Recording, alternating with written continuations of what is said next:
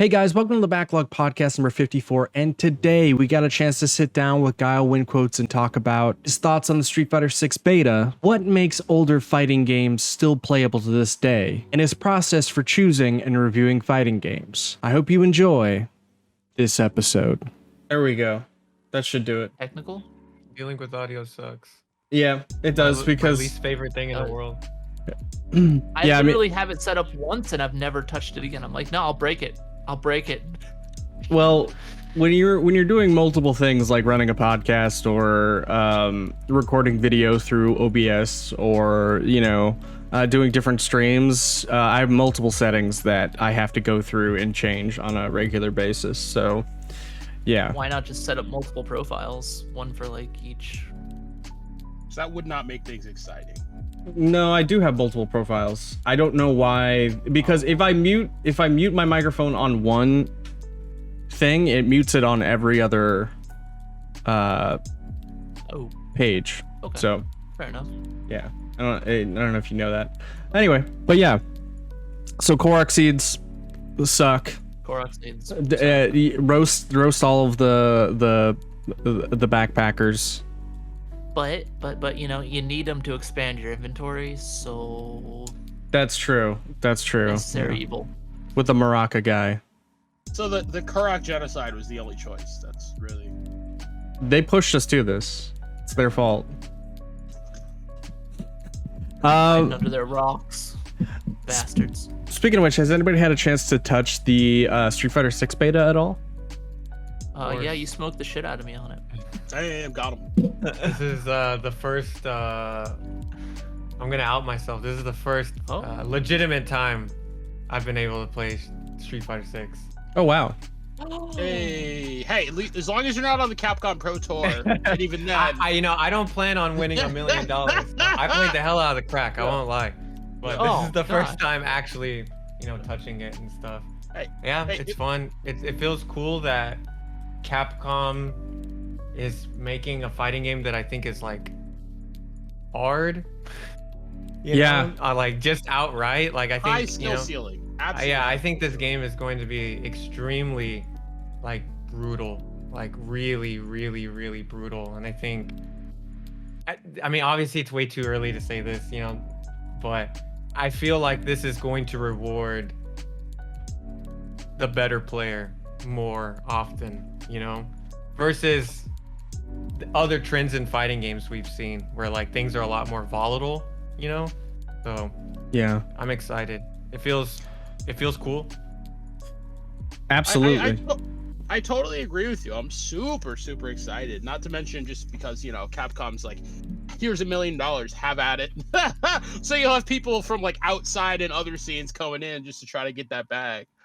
Which is why it's so interesting, because it's like this is the most, what's the word I'm looking for, like easy, I guess, to get into a Street Fighter, but this is probably like one of like the hardest modern fighting games that I can think of, just outright, where like just getting into the game is going to be like so much harder than I would think, like obviously 5 or like even like Strive and stuff, because there's so many like intricacies.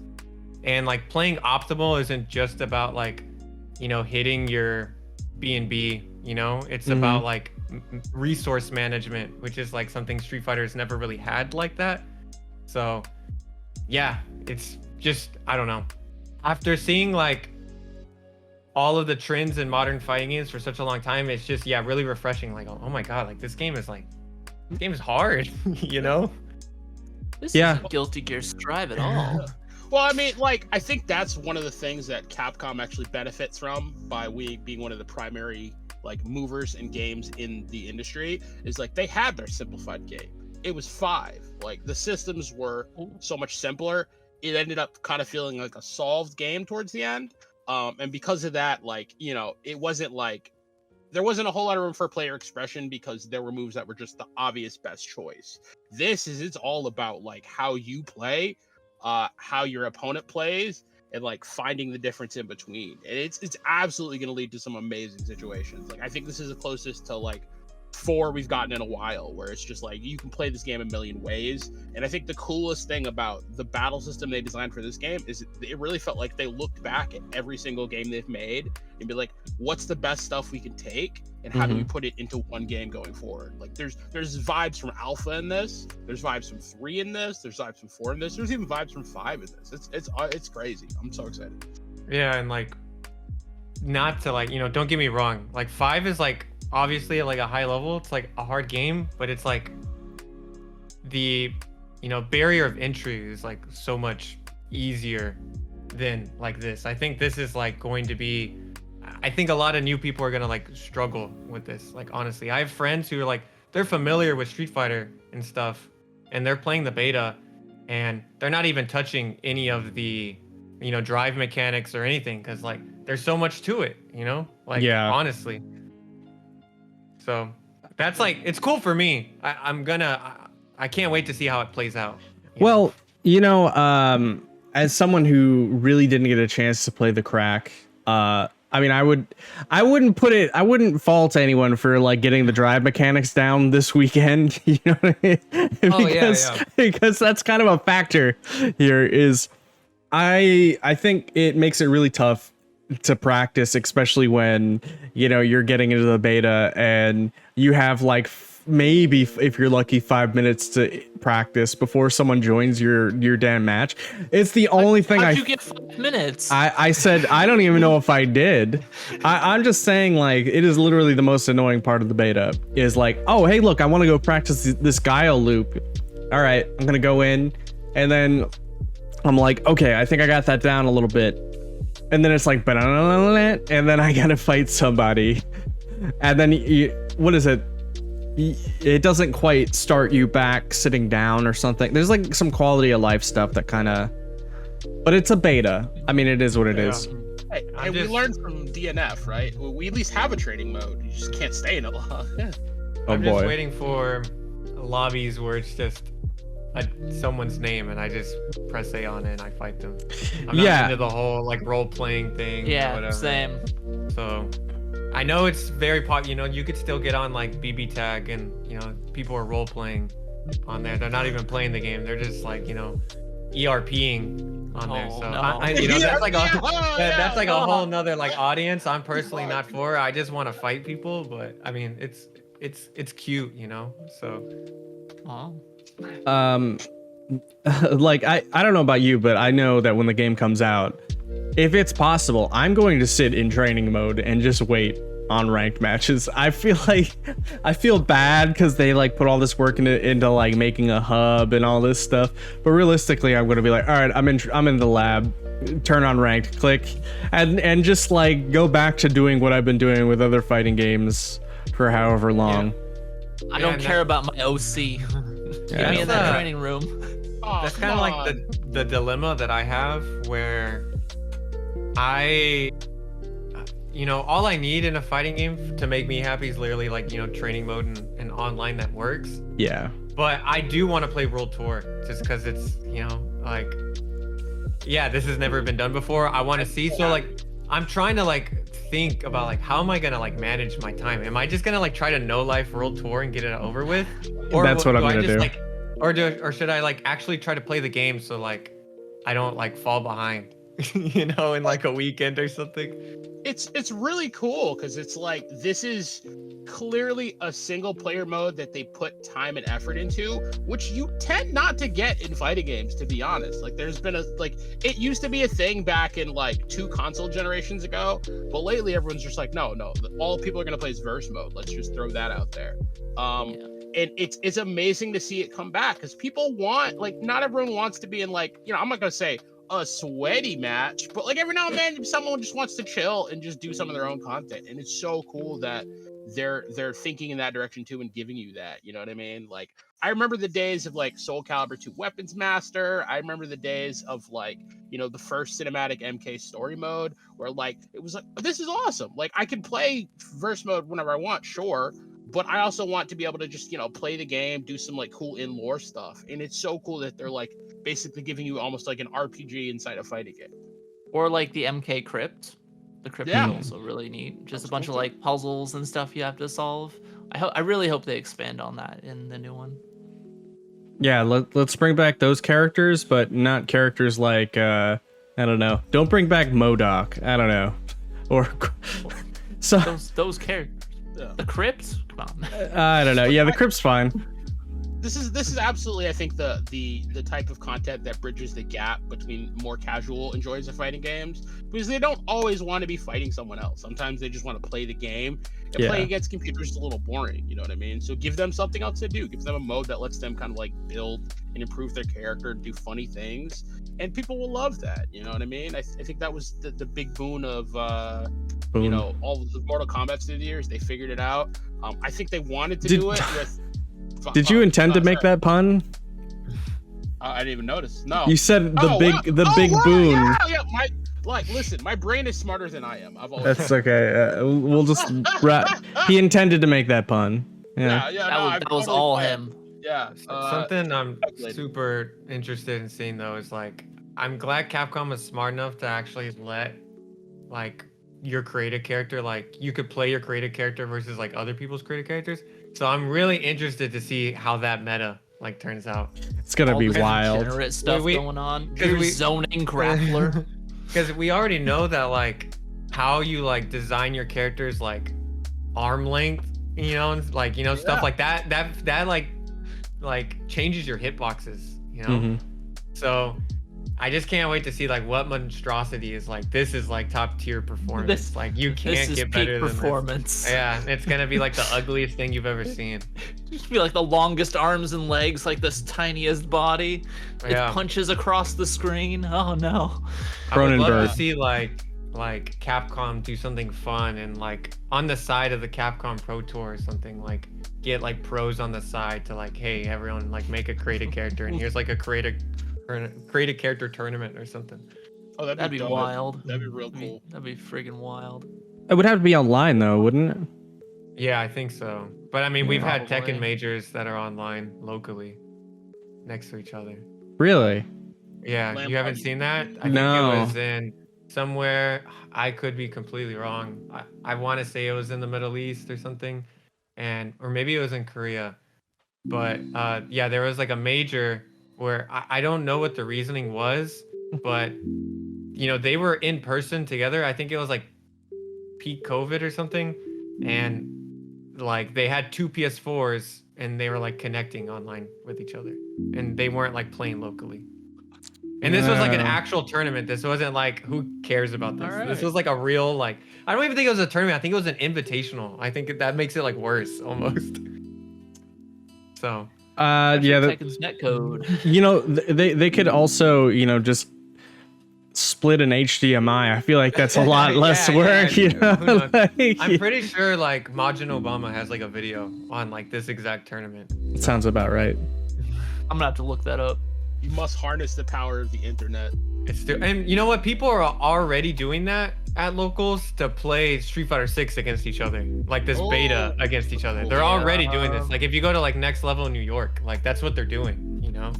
So they're splitting the I'm sorry, they have like two PCs or PS5s, whatever. Yeah, they have two consoles, and since like you can't play locally on the beta, you know, they're just like, they're both sitting at the cabs. They're both online. They're just playing each other right next to each other. So, you know, that's cool. It almost makes me think like there's got to be some games, some fighting game of some kind that utilizes a link cable. Oh, the stupidest, most dumbest thing in the entire world is for a good game. It's sad because it's actually a good game. Is the last what's it called? Like the last Gundam game on PS4. Oh, yeah, Maxi Boost on.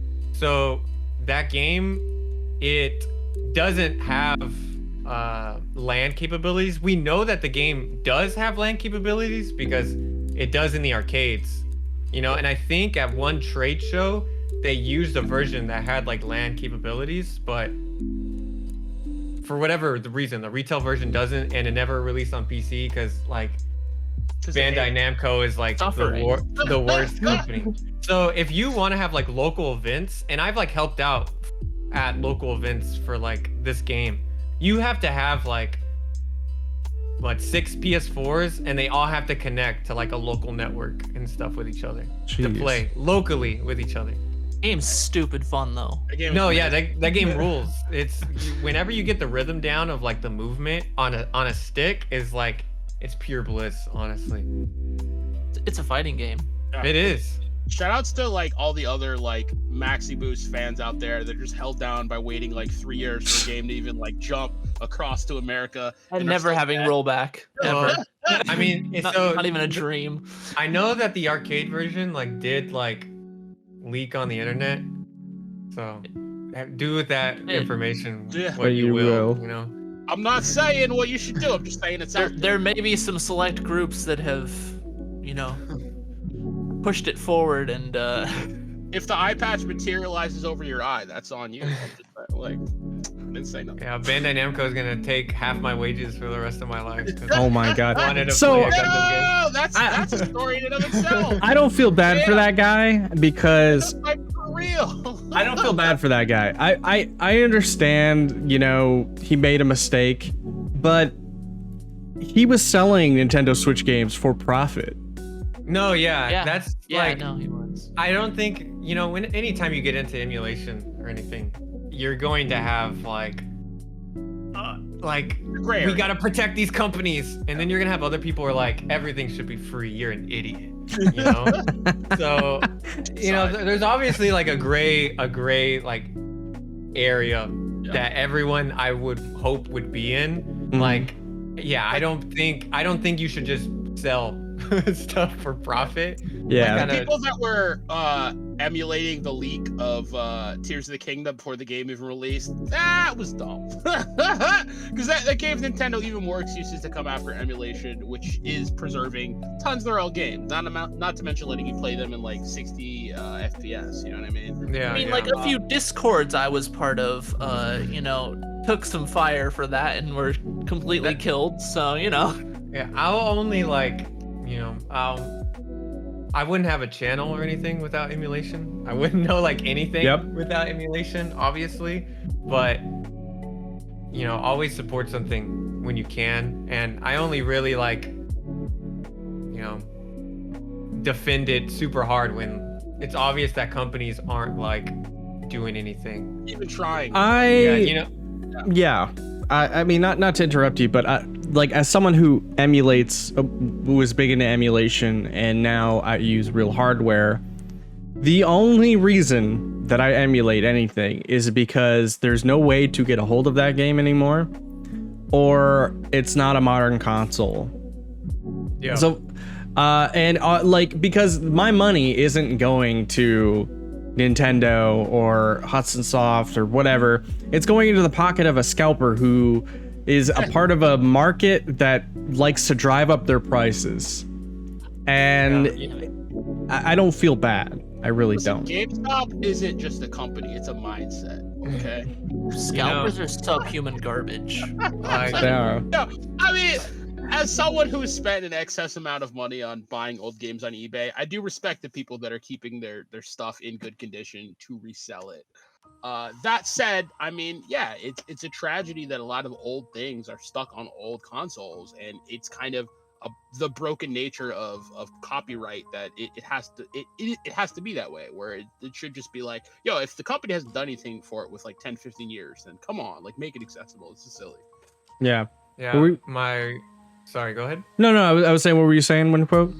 Oh, you know, just one of my video white whales is I want to do a video on Fighting Lair, which is Arika's third game after Street Fighter EX2. And that literally like doesn't have, it's never been released on anything. It's only an arcade game. And only arcade? You can emulate it on MAME, you know, but one of the reasons why I'm like kind of iffy on like doing a video on it is because obviously I want the PCB because it's, you know, it's cool. Like, oh, I own this. But Mihara-san, the president of Arika, is like he's super, I mean, Japanese culture in general, they don't mess with emulation, you know? And he's like gone after people on like Twitter like, you know, blocking them and saying bad things about them when anyone posts like anything fighting layer related. You know, he's not like going around like, I don't think he's like striking channels down or anything, but like I would want to like, if I would ever talk about the game, I would want to like respect those wishes and like, hey, I own the actual thing that you won't do anything with that people want, but like, hey, at least I own it, right? Like, so I'm allowed to talk about it. Set up a cam behind your cabinet. See, I'm playing it. No, for real, like legitimately. Like if I were to ever do a fighting layer video, it would have to be that way. I would have to like, you know, do a disclaimer because, yeah, I don't know. I just don't want to. It's dumb to sound. It's dumb to say, but like I don't want to step on toes, you know. I 100% get that. I mean, you want to respect the original creator, but that said, I mean, like, you know, it's not like a book where it's just out there. It's digital and it only exists on the hardware which it came, which is a problem because if that hardware's hard to find, like who can use it? You know what I mean? And not only that, it's, you know, the PCB it's like made for itself is like, I think there was maybe like 2 or 3 other games on this set of hardware. So like, you know, there's already a limited number of these that exist, and if it goes to shit, you know, it could be dead like forever. So since COVID, like the price of that game in particular has gone up so much, I think like 500 is like a nice price for it nowadays, which is like very hard obviously to justify. That's a hard sell. All kinds of collecting just like skyrocketed during COVID. It's like people got really bored and they're like, I guess I'll just collect things, whatever. Well, you know, with like cabs, obviously I'm like sitting in front of 2 of them, but hell yeah. After COVID, you know, people ask me all the time like, oh, how do you get cabs, whatever, and it's like, dude, you just gotta have a lot of money. Like that's it, like that's it now, or get lucky. I think we're past that, like, like legitimately, like you would have to, like, even like, I don't know, like the era of arcades that I just have no care for whatsoever. Sorry, everyone. I don't care about 70s and like early 80s arcade like a lot, you know? Yeah. It's not for me. Like Popeye is a cool game, but you know, I'm not gonna. Man's immortal. You know, but even those games, which I feel like the market for are obviously, I don't want to say dying off because that sounds bad, but the people who would be in the market for are like old, like very old. Yeah. And so they're kind of like, the interest in those games are like out, and now everything is about, you know, early 90s. So, but even those games, like if you want like Centipede or something, you're gonna be paying like $1,000 for like Pac-Man, you know, which is like ridiculous. So yeah. And boy, it's like the only, it's the only like arcade generation anyone ever produces for some reason, right? Like there's so many arcade games that are just neglected and we're never gonna see ever again. And like it's sort of like, it reminds me of the Dreamcast generation or that era of, for whatever reason, we're never going to see an entire generation of video games, or we never see them. We only see like 16-bit, 18-bit. We've never seen like Dreamcast, PS2 era games for the most part, like very few of them. I don't know what it is. Like maybe video games were just more popular in the early 90s, late 80s. I think it's the just nostalgia like, effect. I think it's just the age group right now, you know, like I feel like nostalgia marketing is like what, in like late 90s, early 2000s now. So I think we're getting there. Like I think like you could always like look at the indie scene, I feel like, because you know 10 years ago everyone was making 16-bit platformers. Now it's like people are making, you know, PS1 style indie games. So it sounds weird, but maybe we'll get PS2 like style in like 5 to 10 years or something. I don't know, man. I just I really wish, I mean, first of all, I think a big problem, I mean, thank God for MAME, right? Because we probably wouldn't be able to find most of these games unless, you know, you go to Galloping Ghost or whatever it may be, or Big One or something like that, where, you know, I didn't even know Super Dragon Ball Z was an arcade cabinet until, you know, talking to GP Bear or watching your video or whatever it may be. And another thing, like a whole other part of that conversation is like, like I'm sure like Bear talked about it with you guys, but eventually Super Dragon Ball in the arcade is gonna die because of the IC cards. Yeah. So that's like a whole nother like issue, because like the cards only have 1,000 reads on them, and there's a limited number of cards. So yeah, Such a weird design. it's like just to sell you more. Like Yeah. See how well that worked out, huh? I mean, it's cool. It made sense for games like Tekken, or what's the other bit? Like an Initial D or something, because you get like a little driver's license. Tekken, you get costumes and stuff. But Arika is like, hey, we're gonna tie game mechanics to these cards. Have fun. Yeah. So, like he was telling me about the different swords Trunks gets, like in the arcade version, and how they all have like different properties, or how you can give characters like Kamehamehas or whatever it may be.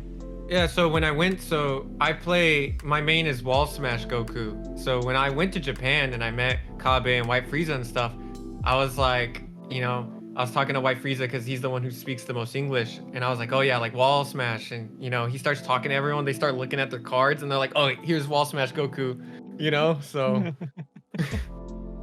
So everyone has like different cards with different builds on them for characters? Yeah, different builds, different characters. Exactly. Because each card is a character. Like it's not even like, okay, here's my Goku Vegeta Cell build on this particular. No, each card is like tied to one specific thing. Whoa.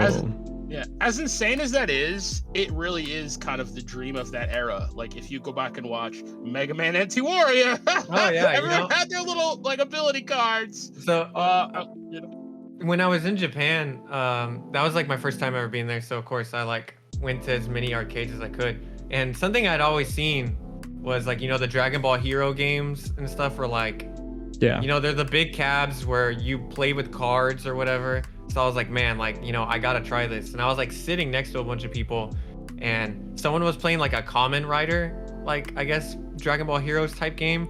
And, he had like, he had his deck box out. He had like a bunch of like SSR, like holographic, like comment, and like in the game itself, it's like touchscreens and stuff. And he was having to do like, Henshin poses and stuff like that. Mhm. Whatever. So like, I obviously I can't read or speak Japanese because, I'm lazy and an idiot. So I go up to the Dragon Ball Heroes machine. I put in money. I'm just like literally tapping stuff like, okay, let's get to the game. I don't know how any of this works. And it finally like prints out a card for me. And I'm just like, because on the cab itself, it shows you all the cool cards you can get, like, like what if characters. There's like Super Saiyan 3 Trunks, stuff like that. Like Super Saiyan God Brawly, just dumb what if characters. And I get like Teenage Pan, and I'm like, oh, cool, great. But anyways, whatever. That Fantastic. aside, I'm just saying, like, yeah, cards are already big in Japan. So I guess like mixing that with arcades was like a pretty like no-brainer. Like this is how we could squeeze more money out of people who are already paying $1 just to play the game.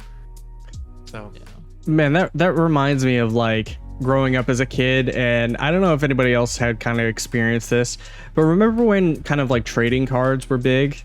And now, mind you, obviously Pokemon is considered a trading card game, but it's also a competitive, like it has like move sets and things like that, and coin flips.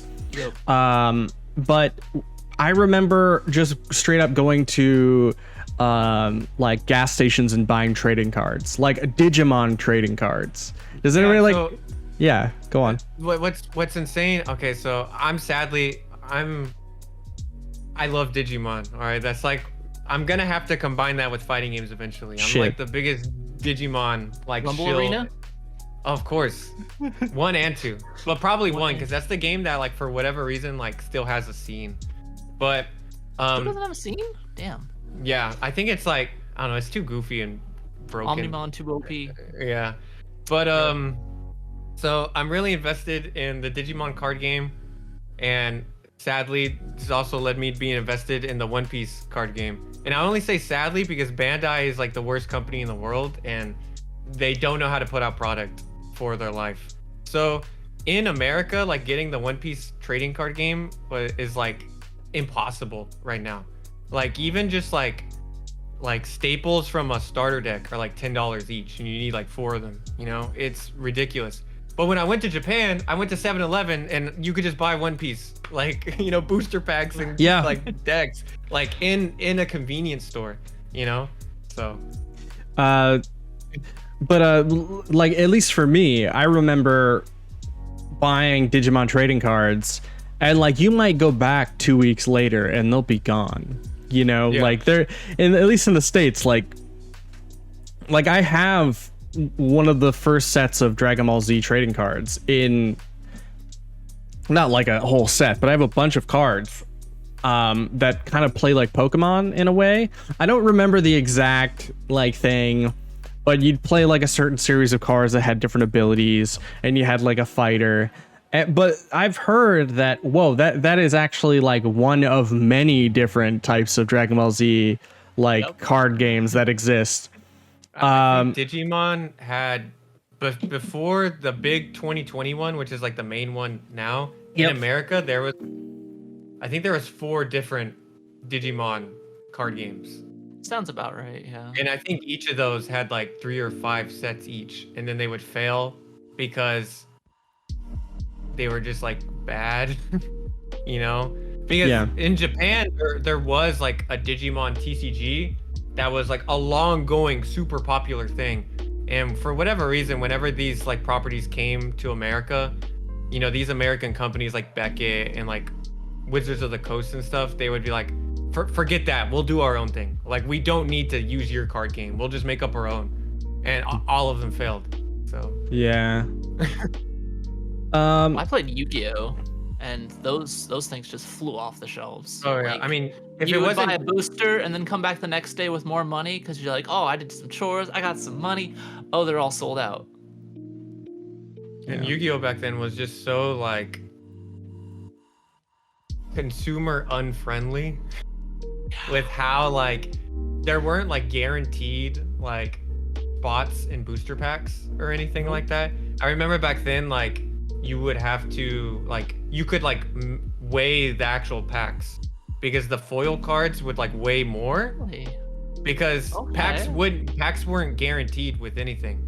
Because it was just like, it was literally like the most, like, card games now, it's like, it's still gambling, you know, it's still an addiction, but like you still have like, okay, each pack is gonna come with a rare or something, you know. But yeah, back then it was just, we're literally anything in a pack, so you could literally weigh, and if a pack weighed more, it was like, oh, this has foils in it. That's something. So, someone takes their like their food measuring you know, scale to Walmart, literally digital scale. Oh, this has like at least 3 foils in it. All right, man. If you meet somebody with a food scale, there's 2 reasons why. These are calm down. No, one of them is good. The other one is, I don't know. Depends on how you look at it. You know, both ways are a drug. You know. Yeah. I guess so. Cardboard crack. I know. Actually, maybe 3 then. Oh my god, yeah, 3. Never mind. One's to actually weigh food. I'll just say that. Okay, so we should probably crack into this interview here. Sorry. No, it's all good. I honestly really like to warm up, talk about whatever, and have fun at first. It's easier if I'm just like, you know, and instead of just starting into it and just, you know, interview questions. Of course. So less rigid. We know, basically, for those that don't know, GuileWinQuote is basically he has a YouTube channel about making videos on niche fighting games, I would say specifically. But how would you describe your YouTube channel?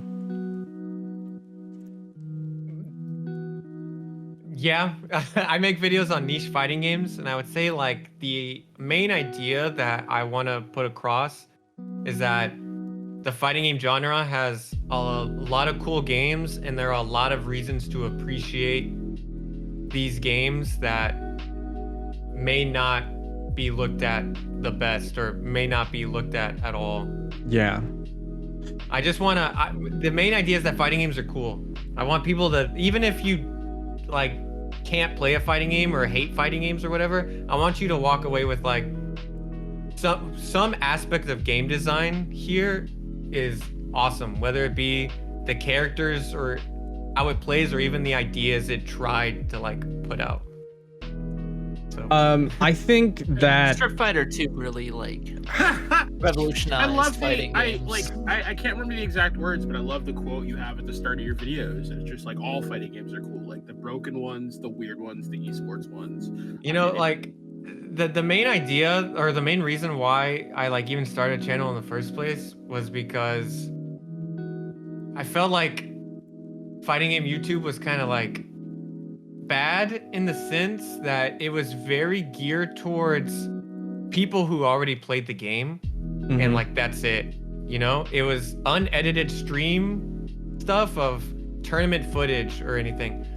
And I don't play Smash at all, but I looked at Smash YouTube and you know, there's so much that caters towards like people who are going to tournaments and people who just think Smash is cool, you know, and their audience is obviously so much bigger. And it just like kind of frustrated me that like fighting games literally didn't have that. I think we're in a much better place now. Like even stuff that, you know, you could argue, or I've seen people talk about like, oh, like casual content, like Justin Wong's like YouTube. If Justin Wong's YouTube, like if the exact same thing he's doing now existed like 10 years ago, we would be in a much better place because like he's introducing like so many like new games and stuff to like an audience that would like literally never care about that kind of stuff. And it's like opening everything. And then you have like Brian F, who I think is like, to me, I think he's like the face of like esports, you know, Street Fighter specifically YouTube, where like I can't think of like a better poster child for like someone who's just like figured it out like completely. And we didn't have that like 10 years ago. We had like, you know, the Excellent Adventures with Gutex and Mike Ross, and like that's it. And Max, of course, Max. But Max is a different. That's a whole different thing. That's a whole different echelon, in my opinion. I might argue for me, evolved.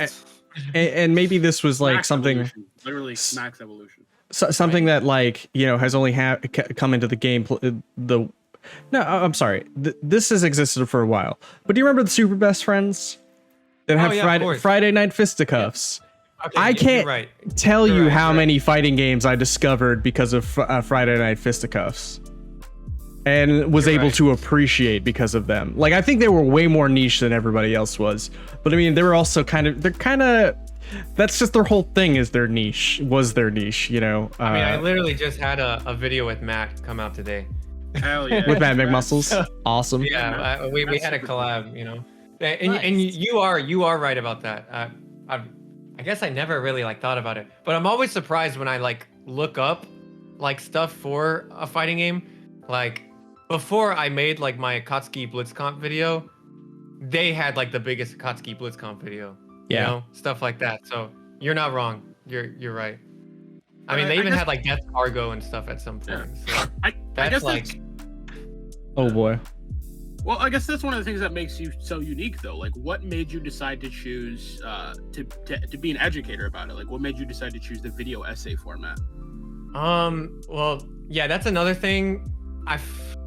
A lot of fighting game YouTube videos weren't like edited. It would just be like stream content, and that's like good for some people, but like, you know, you can't like grow the genre that way, because like I feel like I said, you already have to be invested in fighting games to even like care about that kind of stuff, you know. And a lot of it was, I don't want to say like unprofessional, but it wasn't like, I don't know, a lot of fighting game YouTube wasn't trying to like lead you into something like, here is a story, here's the plot, and we're gonna like get you through this video. It was just like raw gameplay sort of stuff. Yeah. So and there's just a bunch of misinformation about fighting games in general. So, and I've like literally my entire life, you know, I've been playing on MAME. I'm not old enough for Calera, but you know, I played like GGPO and stuff. Okay, before Fightcade, there was GGPO. Yeah. And then before GGPO, it was Calera, which was like a MAME online. Is that from wasn't around Brazil for or that. something? What is Nah, this was like early 2000s. Gotcha. But Okay. Fightcade came out when, I mean, not Fightcade, GGPO, the predecessor before Fightcade, came out around, I don't know, I want to say like 2007, 2008. So ever since then, you know, I was like playing like Third Strike online, trying to be like RX or something, you know, parrying fireballs from full screen and being like, haha, I'm like the best, you know. So because of that, I've been like playing nothing but like these older like fighting games, niche fighting games, going through MAME. And then sadly, I guess in a good way, it's a good thing and a bad thing, Street Fighter V like shit the bed so hard at launch that, you know, it kind of like opened up a way for people to like care about other fighting games. So that's when like locally, me and my friends were like, hey, we're gonna start bringing out these older games, and people actually, you know, started playing them. So we started like playing like, you know, Karnov's Revenge, Breaker's Revenge and stuff. And then it just kept going deeper and deeper and deeper. And then, you know, I would think about like, man, like what's that game that I played like 12 years ago? Oh, Martial Masters. Does anyone play Martial Masters? And then I would figure out how to play Martial Masters, you know? And so, yeah. I mean, yeah. Go ahead. Sorry, and one more thing. And Mugen. Because of Mugen, you just get introduced to so many characters that you're just like, what game is this character from? Which, you know, it's like, oh, okay, he's from Kaiser Knuckle, you know? And then you play Kaiser Knuckle. So, yeah. It's the Capcom versus SNK2 effect. When I was a kid, right? Like I remember I saw one of the things that got me into fighting games again was Street Fighter 2 the animated movie, right? This is a weird story. I growing up, I'd play like Mortal Kombat 1 and 2 and 3 on the Super Nintendo, and I would touch any fighter I could play. And then I think I saw Street Fighter 2 the animated movie, and I think I was like, okay, I want to play a Street Fighter game. So I picked up CVS 2, and I was like, who are these characters? What are they from? I've never even heard of this game. What's the lore behind this guy with the trucker hat? You know, so on and so forth. So then it kind of made me get into like, you know, emulation, because I didn't have any money. I was poverty. I was a child. And then, you know, I would be like, I would go play, I don't know, Fatal Fury and Fatal Fury Special. And I'm like, what is the difference between these games? And I didn't even know. I just, you know, I'd play them, and then slowly you learn about the characters. And I could definitely see how that'd be daunting. But yeah, Mugen could easily do that too, where it's like, well, who the hell is this guy? And yeah. And because you know, this is like, I guess like a funny effect, because like I feel like a lot of Mugen development came from like South America. Their tastes are so much more niche and hardcore than us that you just naturally got exposed to like, you know, a bunch of crazy characters that you would never see. So, you know, I was like in, you know, elementary, like playing like World Heroes and stuff. That's a good game. Like I saw like a character, like I saw like, you know, one of the characters in Mugen. So yeah, I just have a bunch of dumb fighting games in my head that I think are cool, and I wanted to show that in a way to people, because yeah, there's just a lot of misinformation, or just a lot of like the videos that did exist for it were just like random like arcade runs or something, you know? Yeah. So what is your process for choosing and reviewing your fighting games? I'm really lazy, and I only do one video a month. That's like my absolute like limit, you know? Because I hate editing. I know that sounds bad, because like I hate don't know editing if that's too. I don't know if that's selling my channel. Like I hate the whole process. No, but you know, I hate like the work that actually takes to like, you know, get a video done.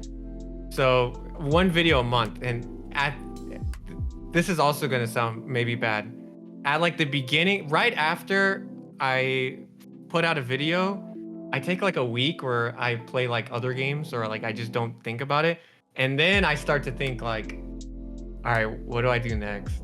Like I don't have it planned out. Like right now, I'm working on an EX3 video. I don't know what I'm gonna do next, like at all, which is kind of scary, you know, in a way. But there's some months where, okay, like this month, I knew I was going to do EX3 because this is my way of capitalizing off Street Fighter 6.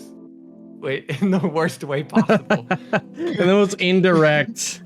Like this is the proto Street Fighter. Is that gonna be the title? This is the proto Street Fighter 6. It's gonna be the most misunderstood Street Fighter.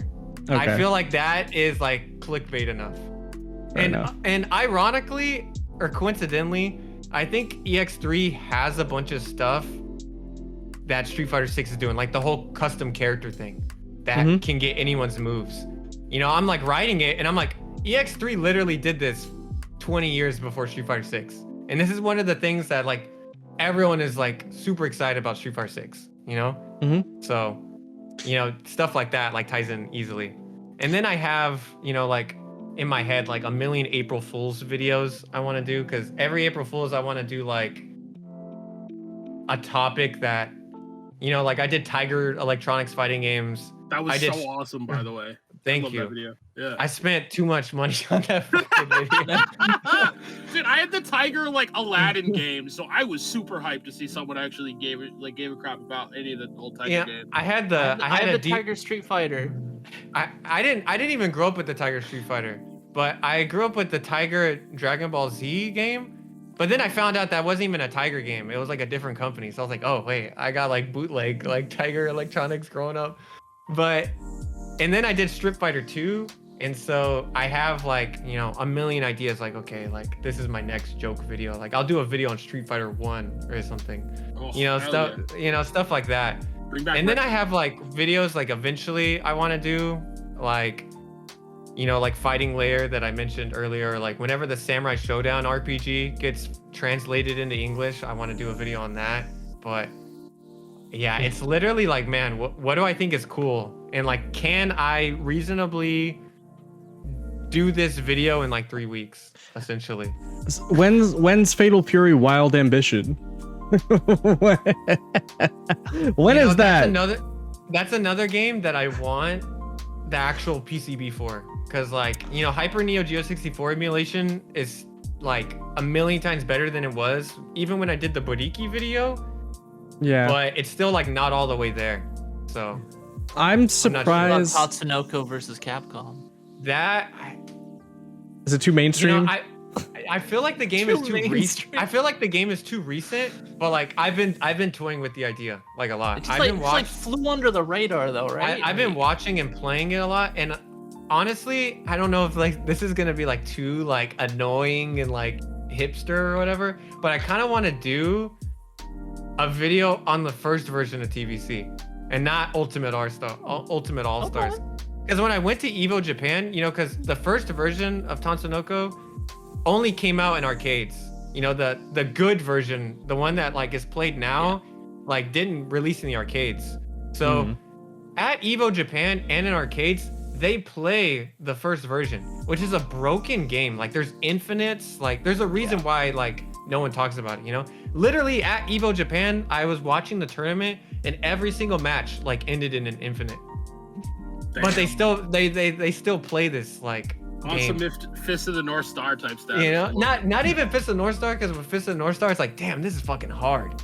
Like this is like, can you DP like 20 times in a row, like sort of thing, you know? Yeah. So, but MVC YouTube and everything's broken.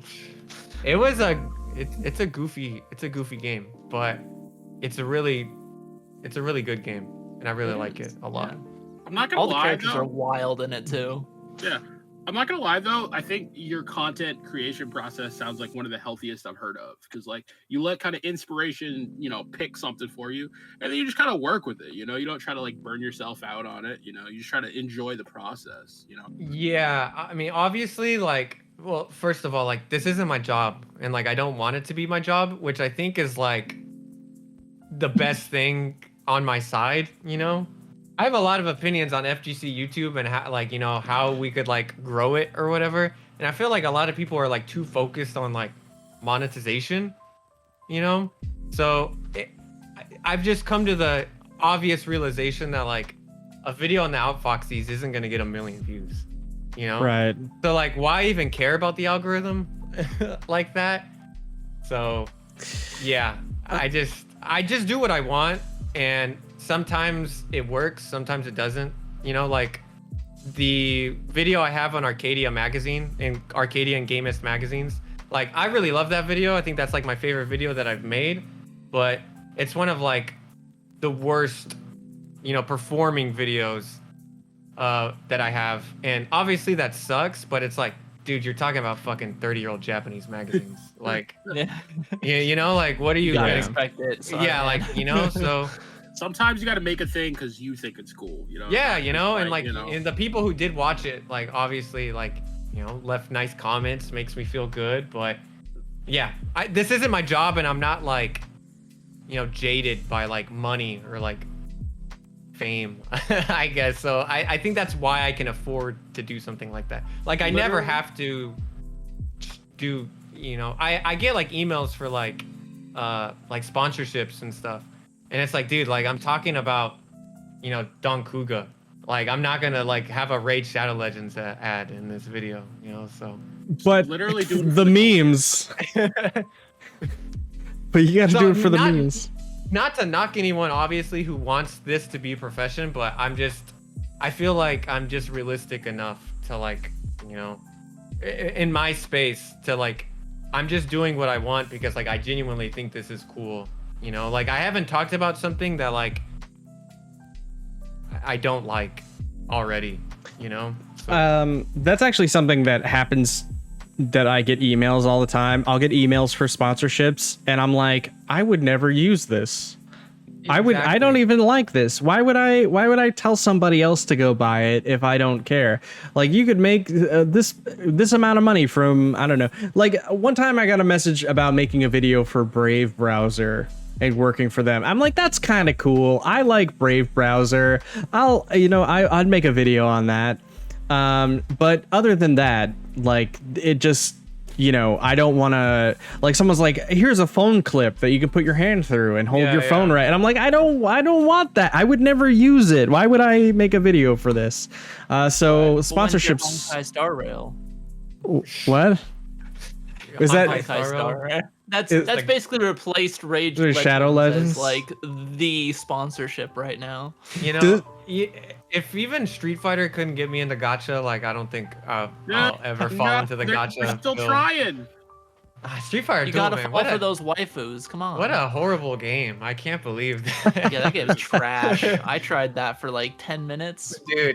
But hey, you know, I've said all this stuff about being genuine, but if Capcom ever wants me to chill, I'll do it. If you want to fly me if out, it's Capcom, yeah. If it's Capcom, For you, Capcom. I'm such a Capcom fanboy that like Same. I'll do anything. I'll go back to 2016 and look you straight in the face and say Street Fighter V is a good product. Release Street Fighter V is the best fighting game I've ever played in my life. It is good. For the ones you love. The only two things I'll ever shill for is Street Fighter and Resident Evil. I'll defend it for the rest, like, till whatever. Like, they could come in, Capcom could come in and kill my family. I'll still tell you to buy Street Fighter. But and Resident Evil's story makes perfect sense, right? Yeah, sure. Of course. Yeah. Yeah. You There's no tell the other plot guys here too. I think it makes perfect sense that a small town in middle of nowhere in North America has 2 SWAT teams that go around on missions to abandoned mansions. So. Yeah, I mean, that sounds like a point in our favor there, Matt. no, it sounds like a point in my favor because that does make sense. that was the deepest sarcasm. I nearly drowned in that sarcasm. I'm autistic and I don't hear sarcasm. Listen, we have like Matt.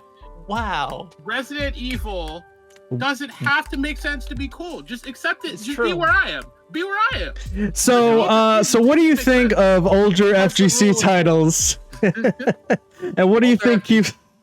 And what do you think keeps them alive, opposed to other competitive games like Madden or FIFA? Legitimately, I think the first thing that came to my mind is like arcade culture. Yeah. I think a lot of these games that are played now, like, you know, Vampire Savior is probably like my favorite fighting game. That game didn't really exist in the West until it was released again on 360 and PS3. You know, like it wasn't really at majors or anything. The scene, like a lot of the like scene that we know of, like, you know, like the really good players in America, they all started in like 2012 or whatever with that re-release. But we all like learned from how Japan was like keeping that game alive for like with no re-release for like 20 years, you know? Yeah. So I feel like a lot of these games, and actually a big point in my EX3 video where I talk about how why Street Fighter EX3 has like a bad reputation is, I believe one of the biggest reasons is because it never had an arcade release, so it never had a scene keeping that game alive in the first place. So whenever you try to look up any discussion on EX3, it's always like, why does EX3 suck? Because like EGM said it sucked 20 years ago. People who don't play fighting games said it sucked 20 years ago, you know? And if it had like some kind of arcade scene keeping that alive, I think like we wouldn't have this stigma on EX3. So, because you would look up EX3 and see tournaments for it and see people talking about tech for this game, sort of thing, you know? So I think it's always like the casual opinion level versus the like. I've been in this for like 5 years, and I might be in too deep, but I know what I'm talking about in opinion culture. Where obviously like one takes more time and investiture, and it's generally the quiet opinion. But then again, like as compared to the people who have never played the game or looked at it once and just didn't get it. And I think fighting games now in the West kind of benefit in that like, oh, a lot of them are available enough, either through emulation or online, that enough people in America have played them to actually give a counter opinion to the guy who never plays fighting games and like literally just reviewed it because he got paid to and didn't care. You know what I mean?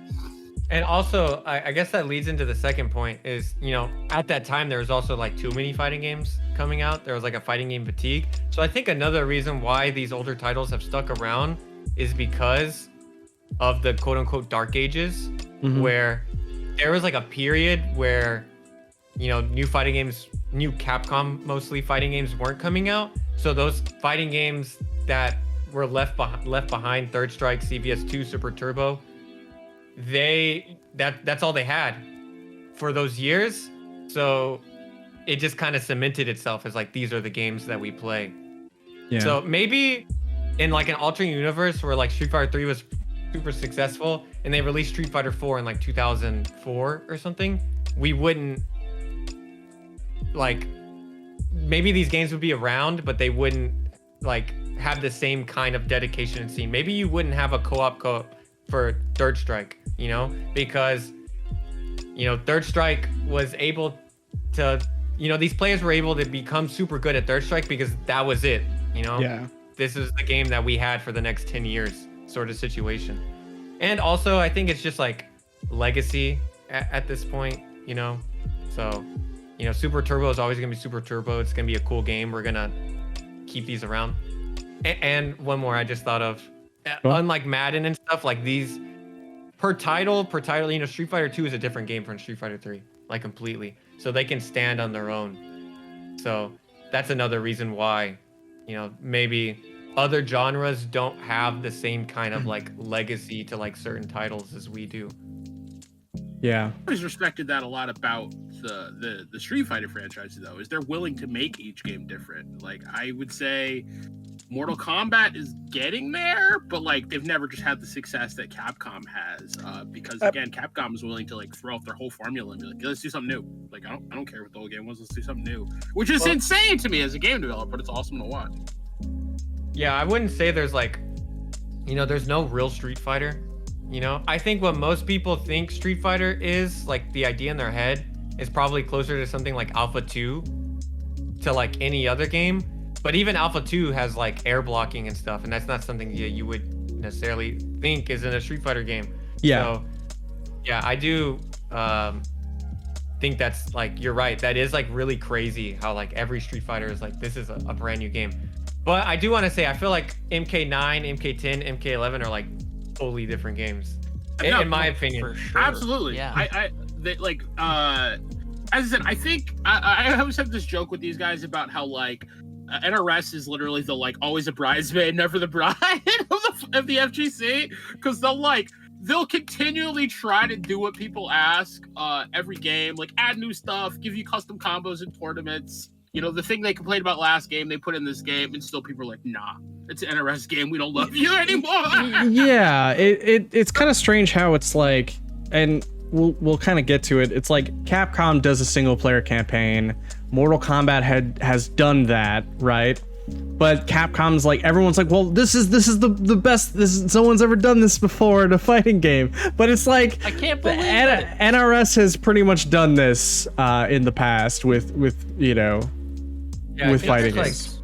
I think there's a crazy statistic with like MK10 or 11 that I heard that like 3% of the player base have like unlocked the achievement to like play online.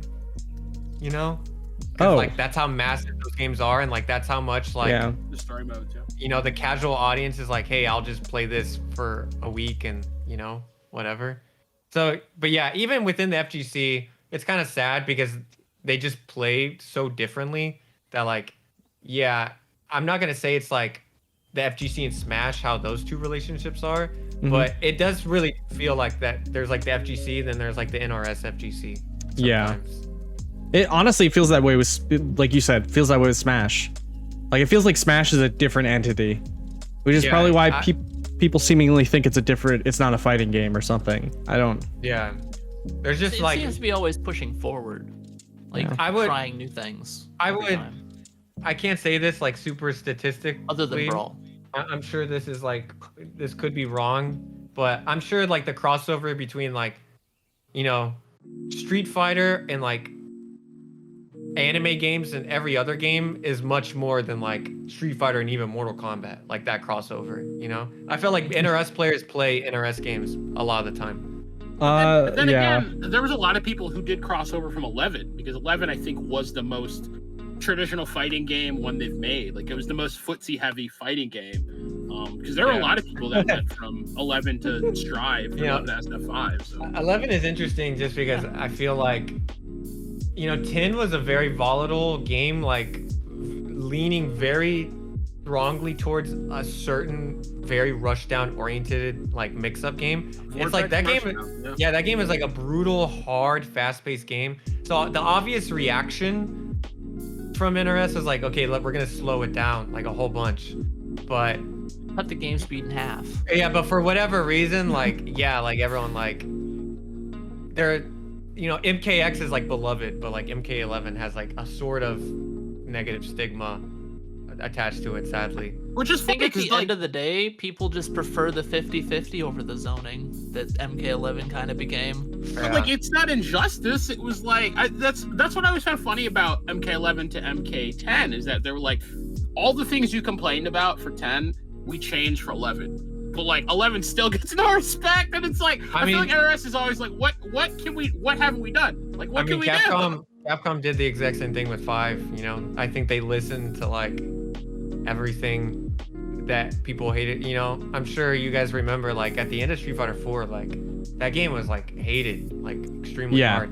Yeah. Like Sleep Fighter was like the ultimate thing, like it was called, and you know, Street Fighter 5 like removed a lot of that and made the game messed up in an entirely different way, you know. It's funny because like I still think like Street Fighter 5, like for as much like flack as like people give it or whatever, even though it's like obviously a good game now, I think that's like the most stressful fighting game I've ever played. Oh, literally like that game feels so volatile in a way that like I get hit in that game, I'm like, all right, fuck it, like pack it up. Like I don't want to Pack it up. I'm It putting feels down like the you're constantly controller. about to be like. It feels like you're constantly about to be hit for like 50%, especially if your opponent gets V trigger, because then you're just like, I don't even know what's going on. And I think that was like the first, like, you know, the esportsification of fighting game. This is gonna be inevitable no matter what. Like, all these fighting games are going to like become about frame data, you know, obviously. But I feel like Street Fighter 5, at least like for me, my experience at my locals and stuff, that was the first time where like after every single match, someone would put out their phone, look up the frame data, put up, like it became Math Fighter, you know? And also like how the game feels, I feel like there's a more emphasis on that because like the game feel is more ambiguous where like, you know, you can block a fierce punch, but like, I don't know if I'm safe, you know? Because like of how the game's like designed, but like in other games where options were much more ignorant, like frame data, you know, like if you block a sweep in Super Turbo, I mean, obviously it's gonna get canceled in a fireball. But if you just blocked a raw sweep, like you could just like instinctively feel that like, oh, I can't do shit about this. I just have to block it, you know? Like I can't punish this. Hold this. That's another rant, sorry. Oh, it's all good. Yeah, I just remember feeling like playing Street Fighter 5 was like playing in quicksand is really what it felt like, because it felt like every time I did anything, like, how do I put this? Like, I had, like, jumping is incredibly rewarded in that game, and that always made me angry. Because it's like, you jumped, I tried to anti-air, but, you know, whatever, you beat me out, or... it just felt like there were times where I'd play people, and all they did was, like, I'd sit there, I'd try to get them to stop jumping, right? Because that's, like, one of the first things you do in Street Fighter is, like, before I do anything... he's got to stop jumping, because if he keeps jumping, I can't combo him. So it's like, I sit there, he jumps, I anti-air. He jumps, I anti. You know, he just keeps freaking jumping. Because he's just hoping that one time you're not going to jab him out of the air, and he's going to do, like, way more damage than your anti-airs could ever dream of. But as a result, it made that game so much more dynamic. Like, it was more almost like KOF, where like jumping was encouraged. Because in 4, you get punished super heavily for jump. 5, it's like, yeah, sure, jump. Like, they might punish you heavily, they might not. But it made it almost feel like SF2. Like, in my mind, Street Fighter 5 is the SF2 of modern fighting games, because they simplified everything, but they also made it like way more in your face. But like, maybe I don't play enough SF2 to know. You have some hot takes today. That's a wild ass take right there. It's a wild take, but you know what? We love you for it, August. I don't know if I completely agree. Reddit? I don't Did you hear that already? I mean, anytime I've gone flat because in my locals I've compared like Street Fighter 5 to like Third Strike and stuff because of how like how the priority system and stuff works, and you know the Third Strike players are like, don't even like, how dare you even compare this game? Feels insulted, like you spit on your shoes. Don't ever talk to us again. Don't look at me. Disgusting. I'm a Third Strike player. You can't even talk to me. Okay, so moving on, we actually had some Reddit questions here. Shit, for real? That's cool. Yeah, we posted on Reddit. I said, hey, look, I'm doing an interview with GuileWinQuote, and what do you guys want me to ask him? And so I had 2 questions here. Actually, I have 3, and I'll throw the third one in there for the heck of it, for funsies. So what do you think of the current state of YouTube fighting game content? And we kind of went over this a little bit. What do you wish was different about it? I wish people just edited and scripted their stuff, man. That's what I want.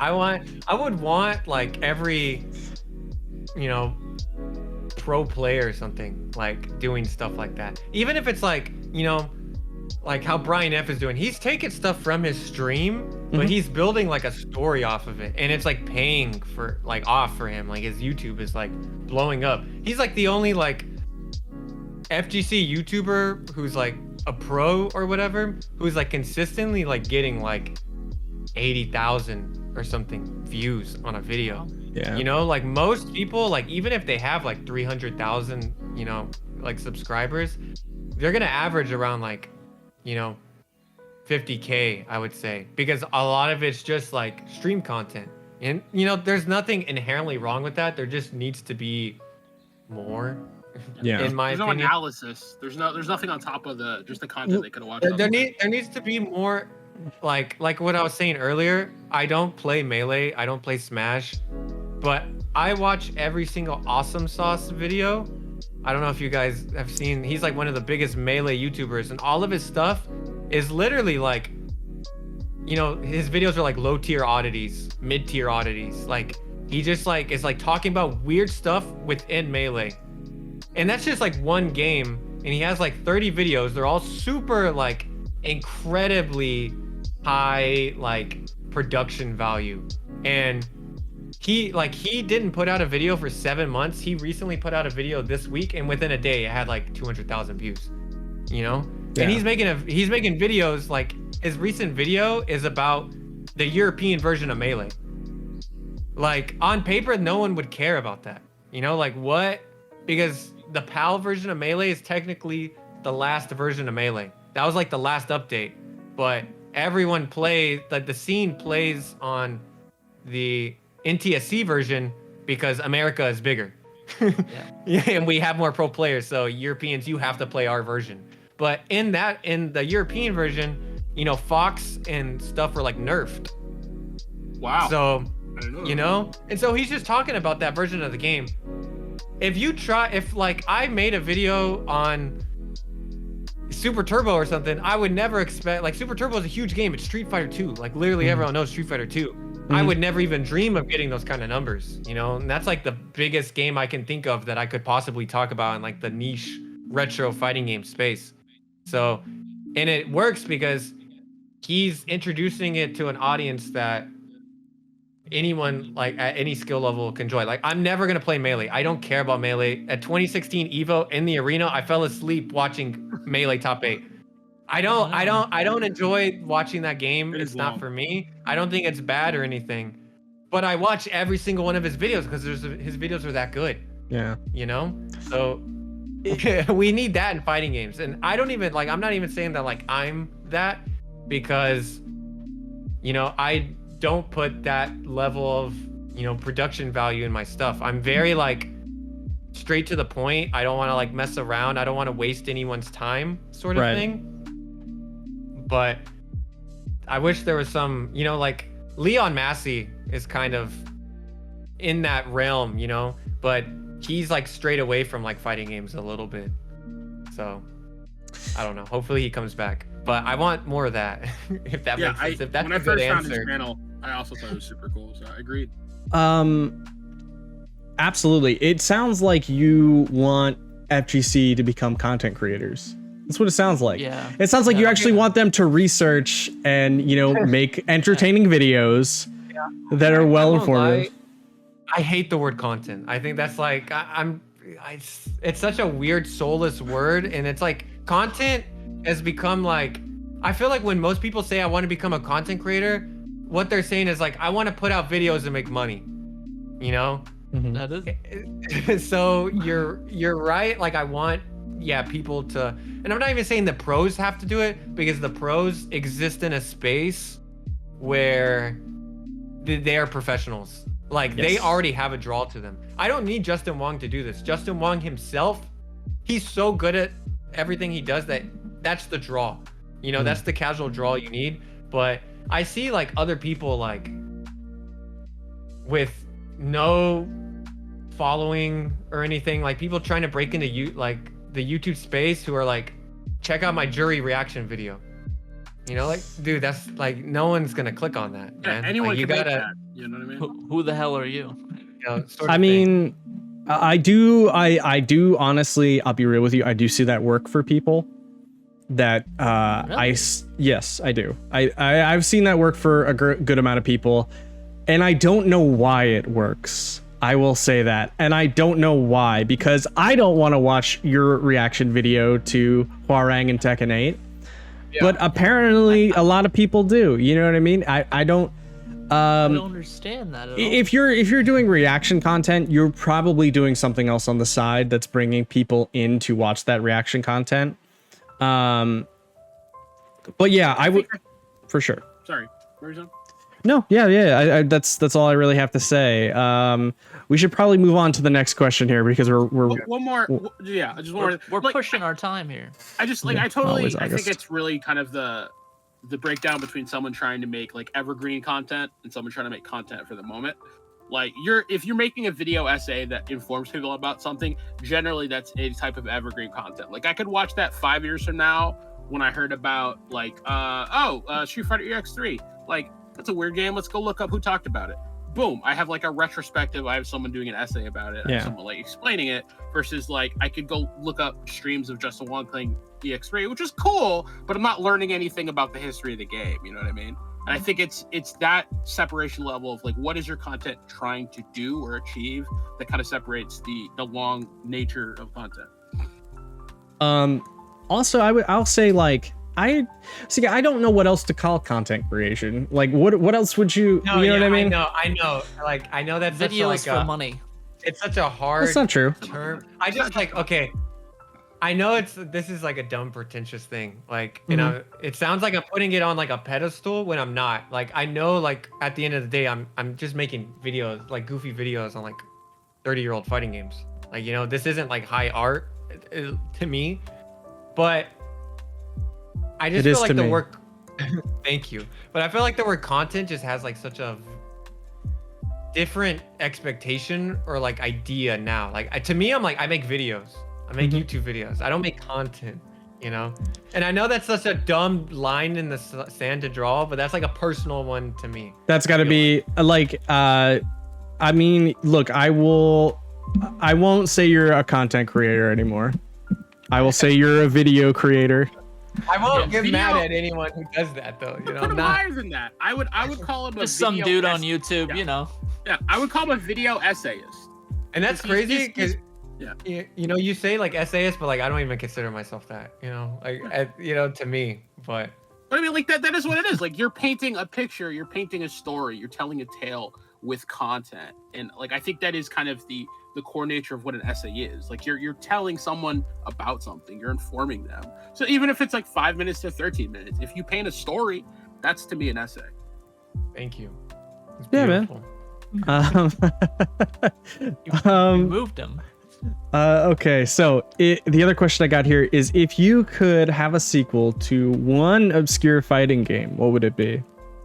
Oh man, you know the obvious answer would be, you know, Vampire Saber Darkstalkers, but like I like don't want that honestly, because like I don't trust that it would, like the game that I like, Vampire Savior, is so esoteric and like badly designed on paper that like you could never, like I know that sounds like such a loaded statement, but like I don't think you could ever make a fighting game like that ever again. So whatever a Darkstalker sequel would be like something completely new. And part of me is like, I don't even want that, you know, as like annoying as that sounds. I mean, with what they've done with Street Fighter 6, I think they could make something that would be good with Darkstalkers. I've said this before, but I would want oh my god, I feel bad. The team behind Skullgirls, what's their new name? Super Dev Club, I think. I can't. It's not Lab Zero Labs. Not Lab much Zero. anymore. Yeah. No, it's not. It's oh my god, where is it? All right, whatever. I would want them to do it. I think I could trust them to do it because there's a lot. I mean, maybe not anymore because like I feel like a lot of there's a lot of Vampire Savior in Skullgirls. Mhm. It's heavily based on MVC2 in Vampire Savior, you know, and so that's like I could trust them. That's in my brain like who I would want like the most. Invariable Studios. No, I think Variable it's Super Dev Club. Or Future Dev Club. Future Dev Club. That's their name. Future Dev Club. Yeah, shout outs to them. But a niche game. Strip Fighter 3. You would think, you know, there already is. There's Street Fighter. There's Strip Fighter 6.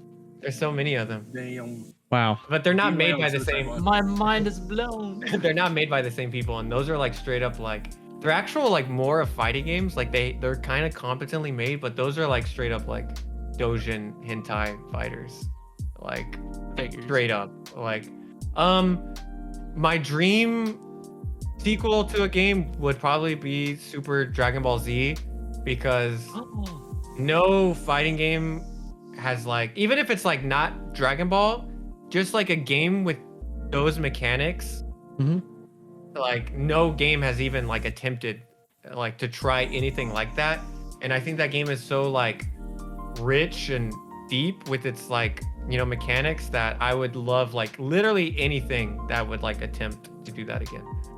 And then if not that, I don't know, the Raku Tenshi 2. Maybe we'll finally see the remake when the update that was supposed to come out like 2 years ago. Maybe it'll finally get released. Probably not. I think the Super Dragon Ball Z has so much potential. It had so much potential in it, and like it did amazing things with the small cast that it had. So I can't like to kind of expand on things, to patch things, to, you know, because it seemed like it was sort of incomplete in a lot of ways. So I feel like it really deserved another chance. And of course, anything Arika makes is usually really good. And I think made a bad fighting game. I don't think so, man. Usually it's just so niche and like unique in its own way, and every single fighting game they make is like very different than the next one. Well, they do have wild stuff. They do have like Arika like isms though, but yeah, they have a lot of goofy, like, yeah, you'll only get in like an Arika game. For sure. But yeah, I would love to see I would like to I would love to see a sequel to that game, and you know what they could do. Probably do something weird, put some Dragon Ball Super characters in it. But I also think it's weird. No, what's up? I would take literally like anything. Even if you put, you know, Skullomania versus like Blair, I would love that. in like that engine. Like I don't care. Skullomania? No, like I just want like Arika, you don't even need the DBZ license. You're never gonna get it anymore. Sorry, like that ship is sold, okay? Yeah. Just Arxis owns that now. just do whatever you want, like, you know, with that same gameplay design. I guess we just have to rely on the modding community now. Start calling up like one season animes and be like, hey, yo, I got this idea. hey, I got this idea for your Call game. up Yu Yu Hakusho. Give us a real Yu Yu Hakusho. Oh my That's God, not true. about There that? are real Yu Yu Hakusho fighting games, sir. Yeah, but There's two of them. There, That's gonna be. I'm gonna do a video on those. the like there's like even Dark two Tournament. there's two really good Yu Yu Hakusho games on the Super Nintendo, and then there's one really. What's up? Sorry, go ahead. And then there's one really good super really good super. So why I keep saying super Yu Yu Hakusho game on the PS2, which is actually a Virtua Fighter clone, but it has inputs in it. Like it has like motions for super moves. That's Just a game kind of that wild. I need to spend more time with. But yeah, the Yu Yu Hakusho games are on like on the Genesis or Mega Drive because it never came out here.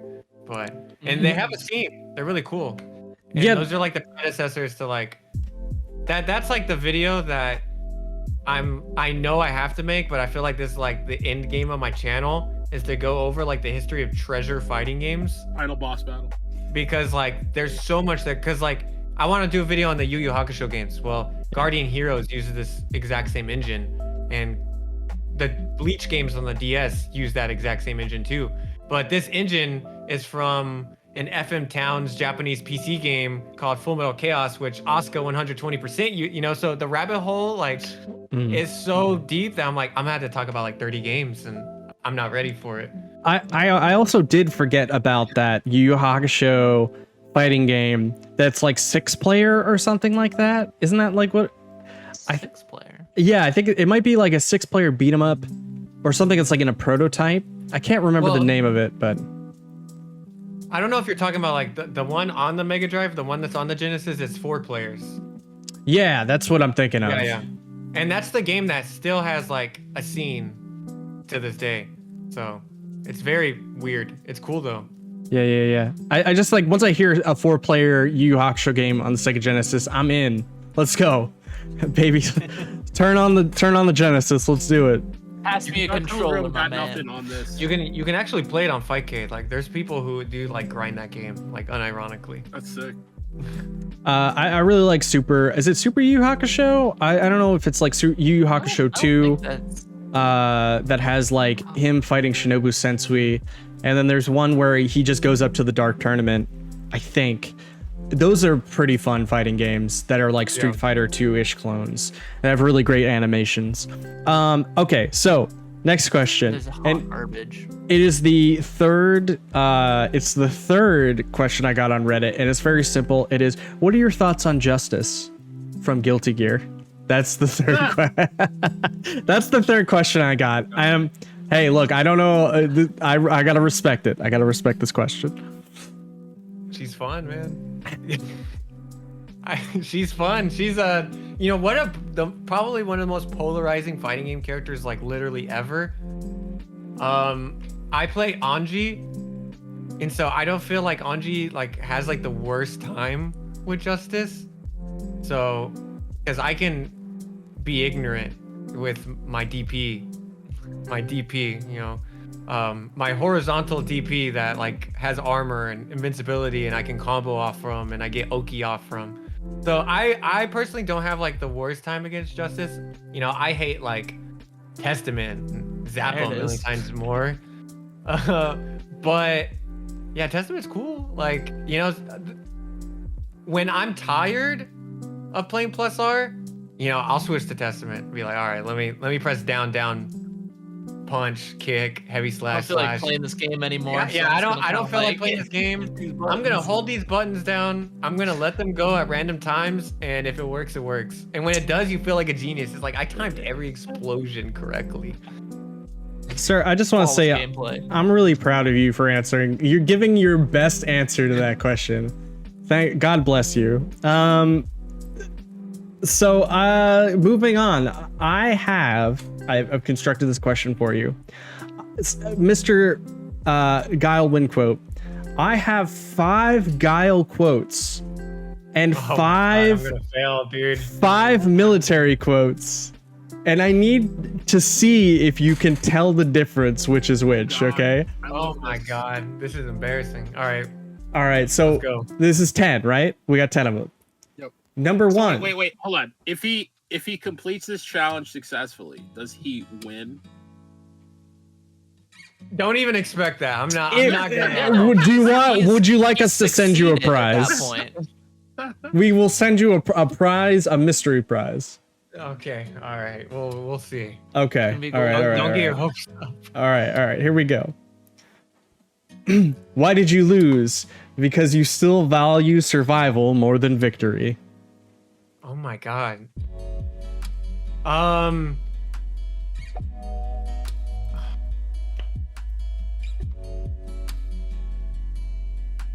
don't know. You know, the why did you lose? That sounds like a win quote, obviously. But, you know, I'm not. Fuck it, that's Guile. Don't overthink it. Right? That's correct. That is Guile. Okay, correct. Thank God. I didn't make these easy. I assumed you knew GuileWinQuotes because that's your name. But it's also could just be a cool name. That's cool too. It's because my handle used to be go home and be a family man, and that never fit anywhere. Right. That's the lore, okay? That's the deep lore. That's a great name. Who dares wins. Who sweats wins. Who plans wins. That's got to be military, right? That's correct. Okay. We'll put a little exclamation point C here. 2. Okay. Hold on a second. I gotta update the stream here. Okay. I came, I saw, I destroyed. Power, skill, strength, period. That's military. Sorry, that is Guile. Whoa, that is actually Guile. Game? I think so to be fair, some of these could be translated from the Japanese version of Street Fighter. I can't tell. I think it's from Street Fighter 2, to be honest. I think most of these are from Street Fighter 2, but they're not his like most common ones. That's gotta be like some Street Fighter 4 shit. Like No, if I remember correctly, it's Street Fighter 2, but Okay. so motivation is sometimes a greater asset than power. It's got military, right? That's not Sorry, that is Guile. That is the Guile. hell, Yep. man? That is Guile. Guile is the military. Bro, he's on some real. Embodying the spirit. Yeah, man. Military shit. I didn't think A he had bald this eagle. kind of elegance to him, man. Hey, bro. He actually He's, just copied it he's from an the officer in the military. military. That means he at least has a degree. You know what I mean? I don't know what It's it's true. but he's got a degree. There are no secrets to success. It's the result of preparation, hard work, and learning from failure. I mean, that's military, right? Statistically, That at is this correct. point? That is Okay, correct. thank God. The truth is that you always know the right thing to do. The tough part is doing it. Yeah, military. That is correct. Okay, yeah, that's some recruiter stuff. That's some recruiter stuff for sure. Talking to me senior year. Trying to Okay. be all you can be. Let's see. We don't have too many of these left. You're qualified for combat, but not for victory. Yeah, that's Guile. That is correct. That's the boy. All right. Probably said that to Sakura after he beat up a 16-year-old girl. You might be right. Hey, Hopefully. loss is a loss, right? Put her in her damn place. Gotta hold that. The dirt. Okay. Get good. Get good, kid. Success is not final. Failure is not fatal. It is the courage to continue that counts. Military. Correct. I'm thinking anything mean has to be Guile, and anything inspirational has to be the military, Inspirational, kind of longish. Like, Yeah. Find the military. cheat code. right? I mean, but that first one that I got wrong, I was like, nah, like Guile wouldn't say that, right? Like, what the hell? Okay, so there's Backlog's a cheating. there's likely a place in paradise for people who try hard, but what really That's matters is succeeding. Oh, yeah, that's Guile. Sorry, that is the military quote. What the? Wrong, buddy. Let's go. Okay, we got a couple more of these. Oh my God. I'm sorry, Guile. I let you down. I'm sorry. You're still winning. You're still I'm winning sorry, the Kyle. average. You're I winning don't in our think heart. Change your name to Guile Lose Quotes. The victory is the one who's left standing. There isn't any other rule. Yeah, that's Guile. That is correct. And let's see, what do we have left here? Oh, that's it. You're all set. You're good. I think Why am you I got are. a 50. Let's see. Ah, I messed up. 1, 2, Two, 3, three. I 4, think I messed up 4 5, 3, 6, 4 times. 7, 8. You got 8 out of 10. Not bad. okay. I consider that a victory. I consider you that a know- W. For him, it this- was a Tuesday. This is the thing that is gonna be the most heartbreaking thing I reveal. I don't even main Guile. I In might anything, get the in fuck out. anything, but Why are you so fake? every Street Fighter before Super Turbo. So World Warrior, Hyper Fighting, Super. All right, I'll mess with Guile on those.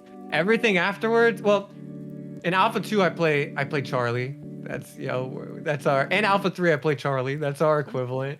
But every other game, I'm sorry, I'm a poser. Not even Street Fighter 6 beta. I'm playing Jury in that. Oof. So I don't know. Jury I seems judge you kinda harder busted, now. So I don't blame you, honestly.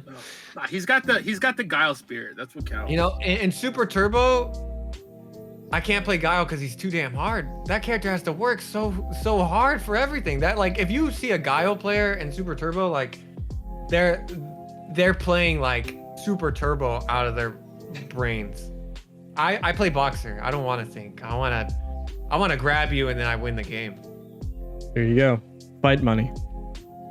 He I'm needs his fight ignorant. money. That's something you got like. Okay, this is GuileWinQuote. I don't want to play footsies. I don't want to play neutral. That's my least favorite part of the fighting game. All right, I want to be knocking you down and making you like deal with the dumbest thing imaginable, and I want to hit you with the best combo imaginable.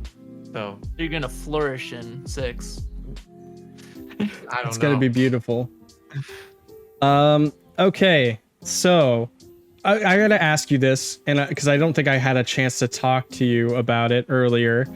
Do we? How much time? Are you still good to keep talking? Okay. Yeah, I'm good. Okay. So have you had a chance to look at the MK1 leaks that have come out? Yes, I have. And okay, I have to preface this because apparently you're an asshole if you talk about this right now. But Yeah, spoilers. There's a lot of people who are very sensitive. I've never understood about like Big characters, like story, like yeah, obviously, but like character reveals. Yeah, I've never personally gotten it, but I get it. Let's just gush about some characters real quick. Spoilers, guys. MK1 spoilers. If you don't want to know, here's your chance to leave right now. There's the door, or come back Marvel and versus Marvel one. MK versus MK1. Excuse me. I wrote my own joke. Damn. Marvel Yeah, versus Marvel. Wow. Rip. Okay. Sadness. Yeah. What did you guys think of the MK1 trailer? What were your guys' thoughts? I like pretty. I like it. I'm out of all the fighting games, I'm like I have no aspirations or like inklings to ever want to like enter a tournament for any MK personally. Same. But I really do like enjoy the series, and I really love its characters. And yeah, that it was very pretty, very beautiful. And Yeah. even though it's like it's being argued like, okay, MK has like reset the universe like before, like we're doing this again. I'm excited, honestly. I didn't really enjoy the leak, but we'll get into that. Yeah, we'll get into that. It looked like the graphics look amazing. I'm really glad that NRS took some time off to make this game, because let's face it, people were getting burned out on NRS games. There were a lot of NRS games that came out consecutively, and people were getting angry, like waiting for it. But I think it was the right thing to do, especially with how MK11 came out and people weren't really feeling that game. I feel like part of that could be the burnout of, I never played MK11, so I don't know every little thing about why people hate it. I know you guys talked about it a little bit, but I still don't know it. But I feel like a big part of it is the exhaustion that people are getting from NRS games. So yeah, it looked like a really beautiful game. And I don't know if anyone had any other thoughts or opinions on the NRS trailer. Yeah. If I love that we've gotten to the point where like in-engine rendering looks so damn good, like they could be an animated movie. Because like, my God, like I'd watch a movie of that animation. It was that good. And like if like that's just the in-engine cutscenes, if the game looks halfway close to that, I'll be like, this might be the most beautiful like 3D fighting game ever. That's not stylized and just realistic. Amazing. Which is like wild, because like I remember when MK11 was coming out and like thinking like, holy, like this game is like so pretty. Like I think that was like the first time in like ever in a fighting game where like I was looking at the character, I was like, oh my God, like Liu Kang like looks Asian. Like Jax, like he looks black. Like these characters are real people at this point, like these aren't just like random, these aren't just fighting game characters, these are like real people, and like it's funny now because I'm sure if I look at it, I'm gonna be like, oh yeah, whatever. So yeah. But now looking at MK1, I'm like, oh my God, like it's so beautiful. What the hell? I mean, absolutely. And the other thing is that trailer hard switch from being peaceful to just people just getting ripped in half. I'm just like, oh my God. Yeah, I love how they set that up. I don't want to like talk down on it, but that was already a whole like thing in like FGC Twitter, people crying about violence in Mortal Kombat, the gore porn. But I do think that like once it got to that part, I was like, oh yeah, like it's Mortal Kombat. And for some reason, I really expected it to be toned down because of all the controversy from MK11, or like all the stories that the devs went through and everything. So I kind of figure like, okay, like they're probably gonna cut it back or like tone it down, but like nah, like the fact that it got that like gory in like the reveal trailer was like very like shocking, promising. I kind of respect it though, because it's like it's just them making a choice to be like, no, this is the way MK works. Like it's always been this way, and yeah, like we can do it more realistic, and we're going to, because it is supposed to be cartoonish level violence. Like this is like blood and guts don't go flying everywhere on a daily basis. Like this is the one weird place you're gonna see it, and like it's kind of the goofy side of MK because people get ripped in half, and then there's still a continuous storyline. Like they're in the next game, but like. That's the MK universe. They got better. It's fine. It's kind of literally. I got better. Don't worry. But it's kind of refreshing to see a game kind of embrace what it is so wholeheartedly. I think I'm interested to see what they're gonna do. I personally like how I enjoyed MK9 for the simplicity of like, oh yeah, this is how things were before like everybody became a cyborg, or I actually want to get to know those characters, and that's what I loved about MK9. And I didn't actually own or play MK9. My friend did, and he loved it, and I loved watching the story mode because it was fun. It was such a good time, and I'm glad that they're kind of going back to that to try new things. But also, man, can we just fucking stop picking weird naming conventions for fighting games? For God's sakes, just call it MK12. It's fine. Yeah, I really don't know. I don't know if 12 is just like an unattractive like number marketing or something. I get that's thematic. We're starting all over, but yeah, we literally did that 12 years ago. You already had Mortal Kombat again. Give it like a stupid title. Be like Mortal Kombat New Beginnings or some nonsense. Just something other than 1. Because at the end of the day, it's either going to be called MK1, like spelled out, which is going to be goofy, or it's going to be called MK 2023. And that's just that's annoying. I think that's what people are gonna call it. Yeah, that is what people are gonna call it. That's what ultimately it always ends up being when you're like looking back at reboots. You just give it the date. But I'm okay with that because reboots can be done well. They've been done well in the past, and a lot of media is cyclic. Because not to throw shade, but look at Indiana Jones 5. Like Harrison Ford can't keep doing it. You know what I mean? But something, maybe it could end up with MK12 as well. Because we already call it Mortal Kombat 2009 or Mortal Kombat 2011, Mortal Kombat 9. So maybe people will just call it MK12. I can't wait until MK. It's messy too. I can't wait until the MK1X. Can't wait until that comes out. XL.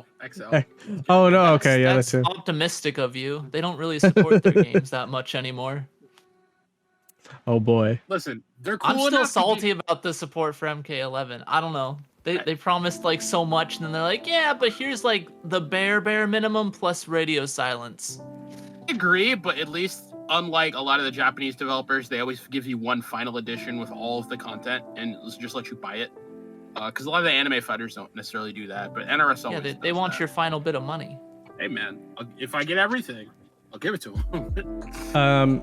So two things. Do you think that MK, and I have to ask this question because it's kind of generic, but is MK too bloody as a game? I gotta ask you guys because I feel like it's just par for the course.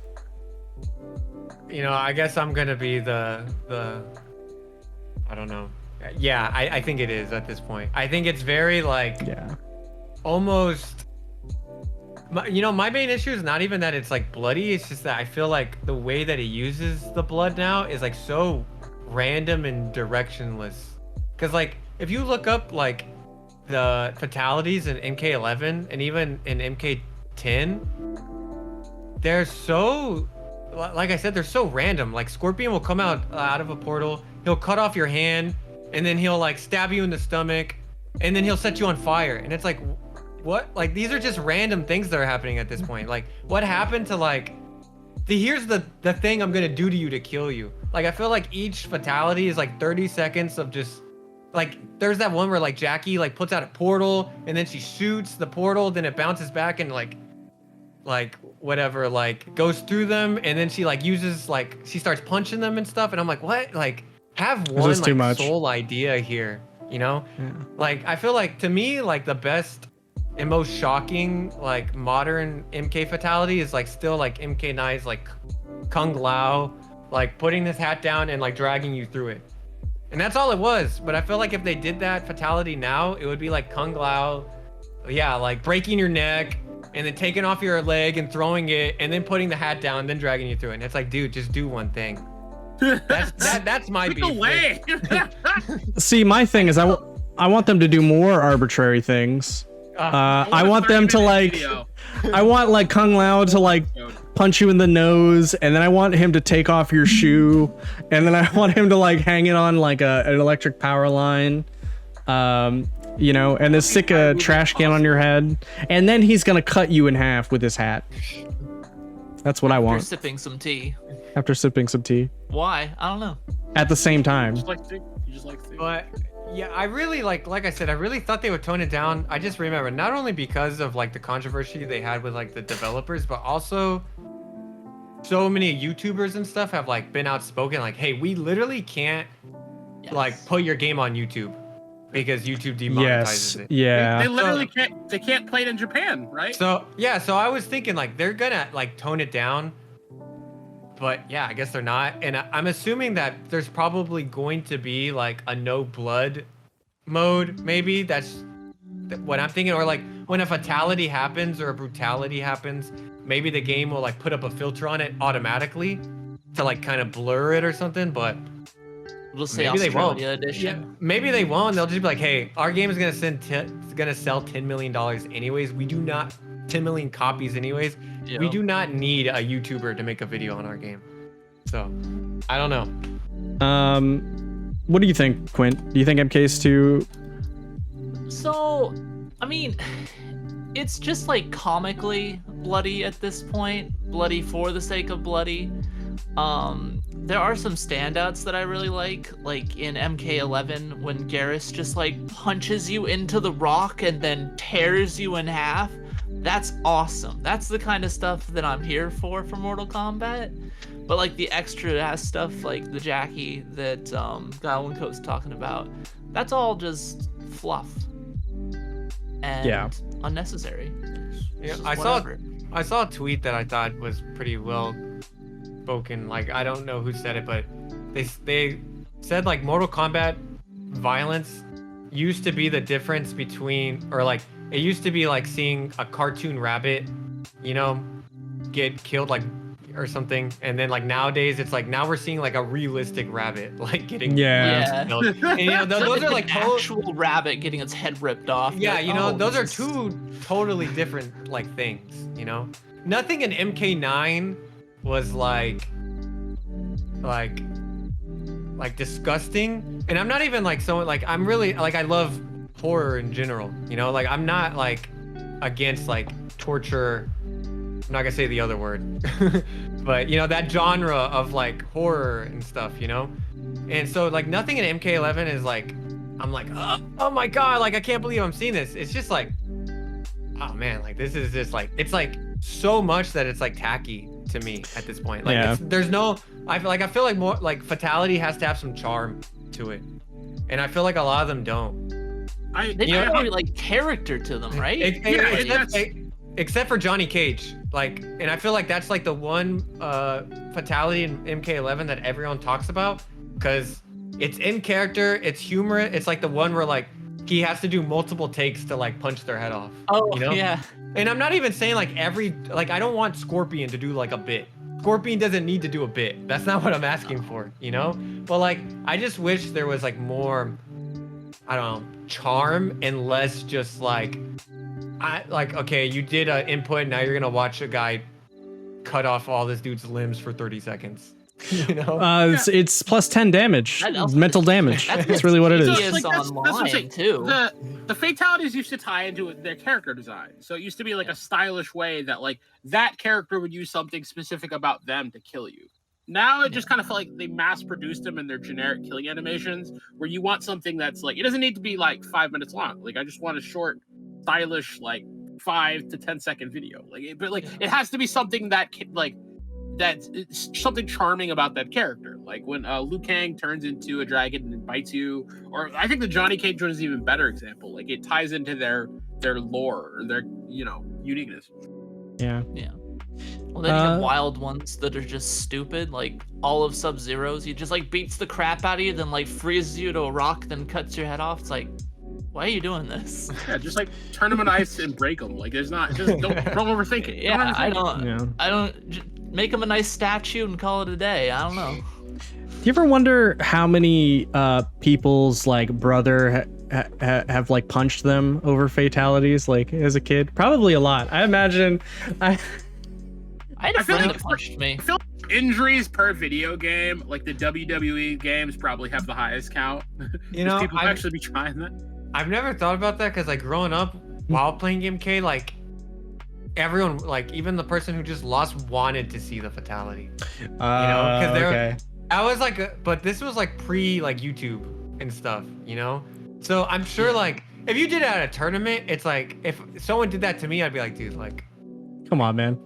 like grow up. Bro, Like, why yeah, are you I'd wasting time? I'd be like a little angry, you know. Why didn't you just But- jab me? Yeah. Isn't that or, why they skip them in tournaments? Like they disable them or they skip them. No, they do the NRS special where they press start and immediately go to reset. before, That is, like, I hate that. I really, I don't know why. I just do. Like it was always really annoying to watch. Like I remember watching Evo, like I don't know, it was like Sonic Fox versus somebody. He's probably playing like Alien or something like that, and in MKX, and then just to like watch him like, oh, I'm dead, like click. You know, I don't know. It's just not satisfying to watch a tournament. It's kind of Oh annoying. yeah, I think they like stopped them. Like I think they like told them like, hey, stop doing that. Like, Yeah. because it is like bad for like viewer like momentum. They didn't really do it in MK11. Because I saw some people actually do fatalities in the crowd. I was like, yay! And the other person's just like, yeah, cool, it's great, fantastic. if you're- Now I can sit if here you're for in- 20 seconds. If you're on top 8 on the Evo stage, you might as well, right? Just to mess with all the sponsors. To get everyone hyped. Beat Sonic Fox fatality. All right, I'm out. Peace. Goodbye. Have a good one. So moving on to the MK1 leaks here. Okay. Yeah. So once again, spoilers, guys, for anybody, Big you know, spoilers. walking into this. Okay. So Okay. we have had, was it the Amazon Italy had accidentally leaked Italy, the yeah. Mortal Kombat. It's always Amazon Italy or like the Korea ratings board. Those are Yeah. like the two like things that leak everything. Everything. Absolutely. So Or sometimes like Steam Argentina for some reason. the player pack 1, the DLC, which is crazy because that means that these characters are probably ready to be played by now, are 6 playable characters, including Quan Chi, Omni-Man, Ermac, Peacemaker, Takeda, and Homelander. For some reason I don't have the... Oh, yes, I do. Cameos. And then the cameo characters, which I think these are actually really cool. And I'm a little sad that, They're like, from The Boys or yeah, Homelander from The Boys. Yeah, Homelander oh from wow, the Boys. okay. Yeah, Omni-Man from Invincible. Oh, okay, yeah. Yeah. Totally beat Homelander in a fight, by the way. Oh, absolutely. Yeah. I mean, trained for 1,000 years. Come on. I don't even know why Homelander's on here. He's kind of a bitch. Yeah, I don't even know why he Oh, bothered wait, showing no. up. Like his fatalities better be hilarious. And then we had 5 cameo fighters, and that is Tremor, Johnny Cage, Chameleon, Movado, Farah, and then we have 1 skin, and that is for Johnny Cage as Jean-Claude Van Damme, which is kind of cool. So my immediate like, obviously everyone's talking about the Omni-Man stuff, but the thing that like is very heartbreaking to me Mhm. is that confirms that Johnny Cage is a cameo, and the language is a little strange, but most people are interpreting it like based on what the MK11 FAQ says on the official website, that Mhm. cameo characters are not like, they're different from playable characters. These are separate characters, so you're not gonna have Sub-Zero as a playable character and a cameo. So to me, that tells me that Johnny Cage isn't playable. I'm gonna Which put your is- mind at ease real quick, because the site says playable characters and it says Johnny Cage. It does. So- It does like mention Johnny Cage, where like you're gonna see the exciting new takes on Sub-Zero, Scorpion, Johnny Cage, and stuff. So Man. I'm on my copium. If Johnny Cage somehow isn't a playable character in this game, I'm gonna be like, that's like insane to me. There's only 2 characters I really like. I love Johnny Cage and I love Reptile. And I'm already on my like Reptile, like this, they hate this dude. He's gonna be a cameo, you know? So I just hope, I just pray to Ed Boon that like, don't tell me that Johnny Cage is like an assist and that's it. Well, what if it's like a hilarious thing, like his stunt double or something comes in? I would right? love that. That would be so. That'd be so cool. in character, so Johnny Cage. So have they confirmed the cameo fighters are going to work kind of like assist characters in Marvel? Is that what they said? Yeah, I believe so. I believe they're going to be assist I don't types. think they've said much about them. Yeah, they haven't said it, but like, I mean, what else can like it be? Yeah. You know? Some people are saying like they might have like some variation moves and stuff like that, but that seems a little iffy. I mean, if we get like 3, you know, if Johnny Cage gets his force ball, he gets his dash kick, and he gets his like little elbow uppercut, like, you know, like a 3 assist type like Marvel, like that would make sense to me. Who are some characters that you really want to see come back to MK? Like, who would be like an incredibly dumb character you guys want to see come back to Mortal Kombat? What is with people in Striker?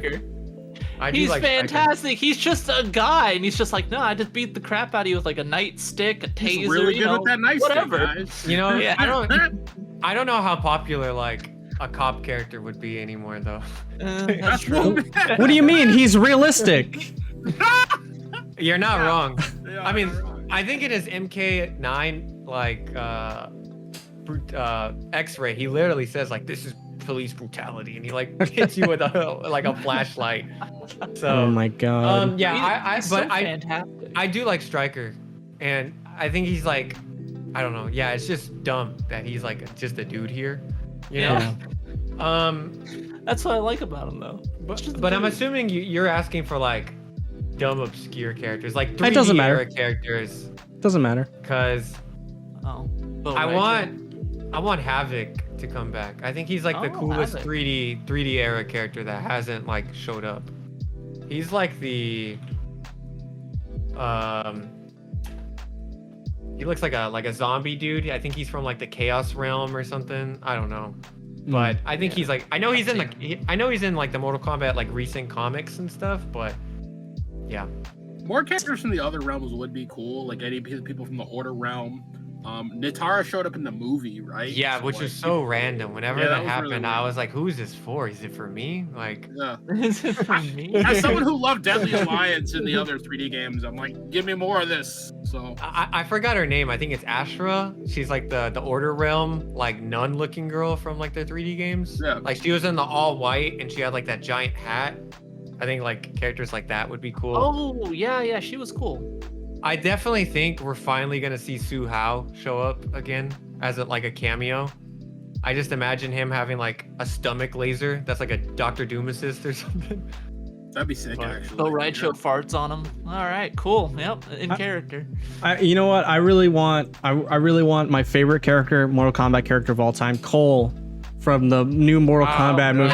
Yep. You know, for some reason I thought you were like, I thought you were gonna be joking around. I thought you were gonna say Cobra, but you said something like somehow worse. I forgot about Cobra, dude. I forgot his name was Cobra. I just remember Taekwondo man with crazy pants.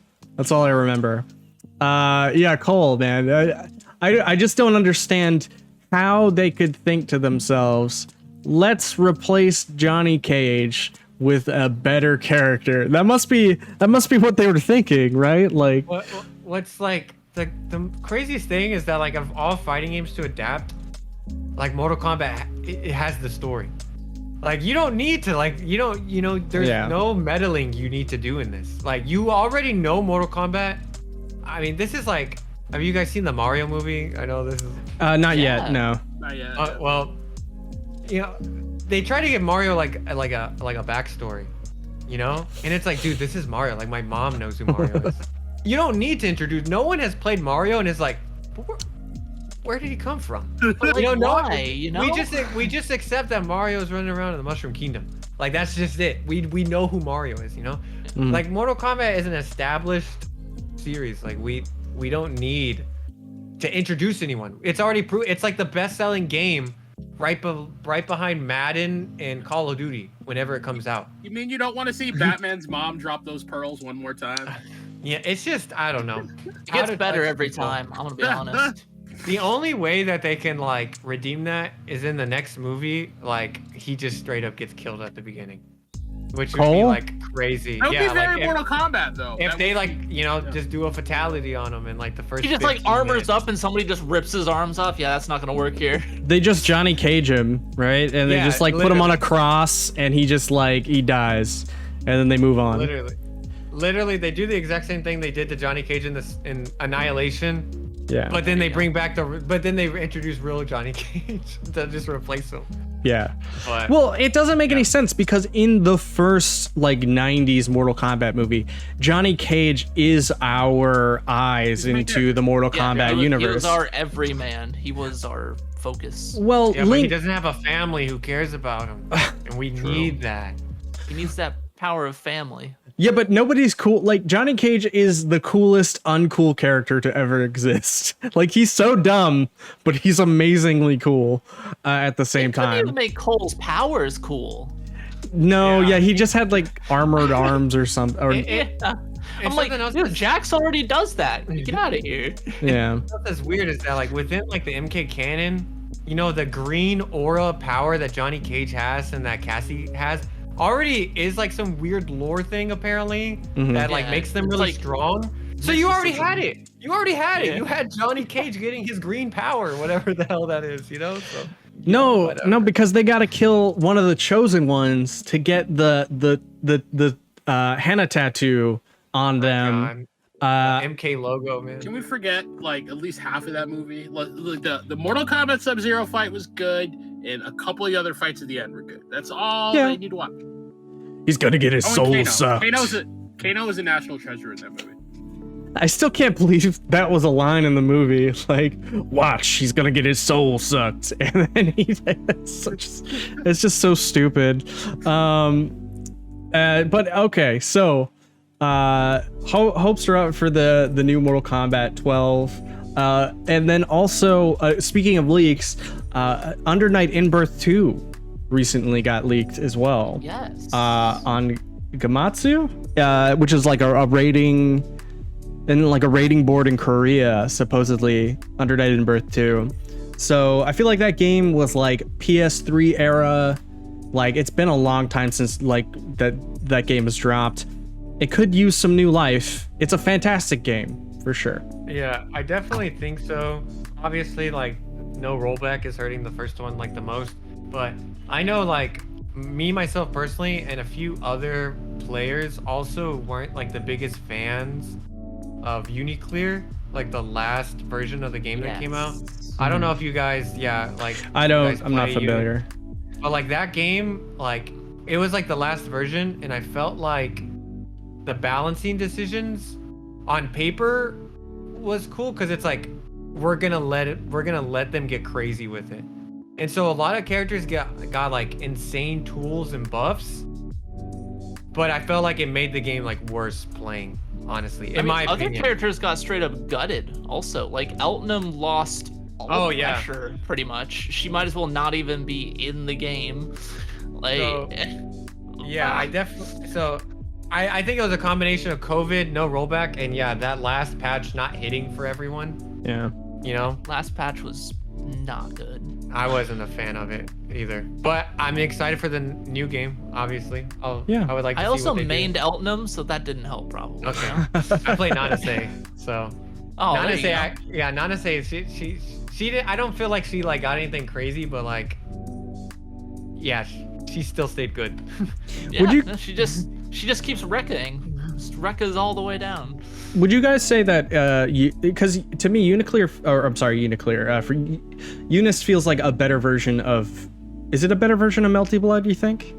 I think it's a different game because even if we're not like factoring in shields and Melty Blood, I feel like normals and I know people have talked this to death, but like calling like that title of anime Street Fighter for Eunice was like the stupidest thing in the world. Like that game is like, that game is super ignorant, like extremely ignorant.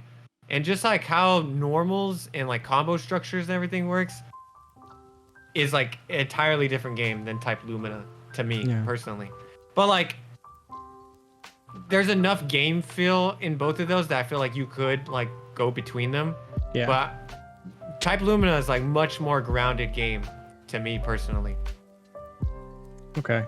Fair enough. They just like they sort of have a similar, like it seems like one Eunice definitely influenced the newer Melty Blood, but they were all kind of like they feel like they're definitely in the same family. They're made by French Bread, right? They both are. Yeah. Okay, so that definitely explains some things. But yeah, the mechanics are so vastly different between the two. It's kind of like hard to properly compare them. Like it's almost like Street Fighter. Like the soul of the gameplay is there, and then maybe the systems around it are different. Is that I mean, is that apt? No, I wouldn't even say that, honestly. I feel like how Oki and Vortex and like just like general pressure is like very different between the two games. See, I never played enough of them other than just in a few different occasions where when I picked up Melty Blood, I'm like, oh yeah, this is like Eunice. This feels like Eunice, but maybe like on a very surface level. Then it sounds like. Anyway, so our very last thing here we have for you is one thing I will say is the Eunice combo system will never make you feel like so free. It's awesome. It's amazing. I love the combo system in Eunice. And it's hard. It's complete freedom. You just do whatever you want. I don't. Okay, fair enough. I have different feelings about like combo expression, because I feel like ultimately people could say this game needs combo expression, but really, if you're, in my personal opinion, if you're playing a fighting game right, then you're just going to be doing like optimal stuff anyway. So I don't. I'm very conflicted about. There's a lot of things to adjust to for a lot of characters in Eunice, because there's a lot of setup for a lot of characters. Okay. And then you have to be aware of like the whole screen. Yeah. Well, I kind of like caveat on top of what you just said. I think what a more meaningful decision for a combo system turns into is like, if you're not doing the ultimate damage combo, is there a reason I'm not choosing that, and is it a good reason? Like, am I ending short to surprise the opponent? Am I ending short to set up something else? Like, I think a lot of people would say it's just like, no, like if you give me more reasons to choose different combos, that's cooler than just having one long string that's the best combo. Which is why, again, to go back to Street Fighter 6, why I'm excited and why I think like Street Fighter 6 is a hard game is because of the resource management, where doing optimal might not be optimal. Being optimal, you know? Because it's like I can go for max damage, but that's gonna mess up my drive gauge, and that's gonna change the way I'm gonna be blocking for the rest of the, like, you know, for the next 10 seconds or whatever. Yeah. You know, there's like so much stuff, like, and plus like a lot of the optimal stuff, at least in the beta, with like even like Ken, you know, Ken has like a lot of like almost like 2-frame links in like the corner and stuff, you know, that you can like get really crazy with like his like drive rush stuff. Yeah. And yeah, it's not just like, even with Street Fighter 4, like the argument could be like, you don't want to be optimal because it's hard and you might drop it. But now it's, you might not want to be optimal because you're worrying about 3 other resources and it's hard and you might drop it. Yeah. You know? Yeah. So that's why I think Street Fighter 6 is like inherently a hard game, and it's going to be like incredibly interesting at a high level. The game is going to be hype as fuck.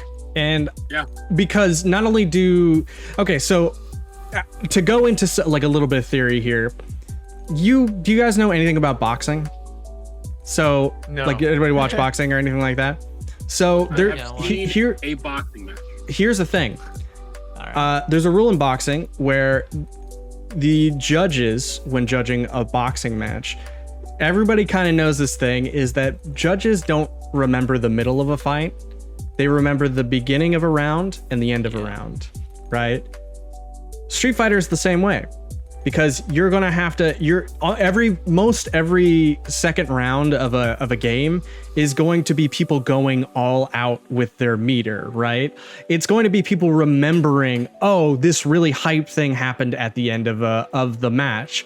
So I really feel like most matches are just going to be building up to that big finale, that big ending. So I think it's just going to be combo to end everything. Yeah, I think that's why I think it's going to be hype as fuck.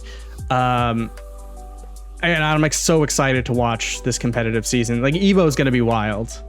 And I can't wait to like. I mean, we're already seeing it. I know it's like too early to like even care about this kind of stuff, but like Japanese players are like going into like burnout. Like they don't care. First round, I'll go into burnout. I'll waste all my resources on you because I'm gonna do so much damage that me being in burnout is like it doesn't even matter. You know? Yeah. Well, you know, American players are like being more careful. It seems like you know. Have to conserve that drive. What's the worst part of burnout? I have to play it like Street Fighter 2 or Street Chip Fighter damage. 4. Like I love that they're just like, nah, send it. Oh yeah, for real. If I kill you fast enough, burnout doesn't matter. I like that like mentality. Yeah, absolutely. That's pretty cool. So just going balls to the wall. But so we actually have here the very last thing. We have a definitive tier list we do here on the podcast. Ooh, and okay. we try to let every guest do this, but we have forgotten for like 4 podcasts. We ran out of time to do it. No one has reminded me. So basically what it is you can move. We give you 3 moves. You can move anything down to a spot on a tier list, or you can move anything up to a spot on a tier list. So here, I'm actually going to capture this for you. Let's see. I like this. That's a great idea. I love that. So the idea is like, I'm bummed because we didn't get Juicebox to do this. We didn't get we would have had Virtua Fighter and like S tier. So we didn't get a chance to get have a lot of people try things or move stuff. But I think at the end of the year, what we're gonna do is we're gonna publish this tier list that other people are gonna touch. I might retroactively go back and ask them like, hey, what do you want to change? So that we have this like 2023. Here's our tier list. Also, yeah, for sure. So I'm gonna go ahead and move it over to the fighting game tier list so everyone can see it. But here we have a lot of stuff on here, and some of the icons don't look the best, but literally you can move anything and change someone else's idea. I'm already seeing some insane stuff. Akatsuki Blitzcomp and C? Who put that there? I need to find out whose idea that was. So the problem is that I like the game, but I had to convince 3 other people that game belonged in a spot. And Never played it. And most people have never played it. So you see what I'm saying? So it's a little difficult to say this belongs in A. It was kind of like how I was preaching Maxi Boost, but nobody listened. So Look, I was on board. I'm already seeing games that like I would personally like cape for. Like okay, like an F tier, My Hero's One's Justice 2. That's a game that like genuinely like I'm not even like the biggest My Hero fan or anything. This is not even like a My Hero bias. That game rules. That game is like actually like a legit arena anime fighter. Okay. But I'm not gonna waste my time. I'm not gonna waste one of my 3 movements with it, you know? So just know in the back of your head, like, wait a minute, this game is actually good, but it's staying in F tier. Hey, all right, first of all, go on. Go ahead. No, I mind you, it's hard to, you don't have to convince us because you're the guest.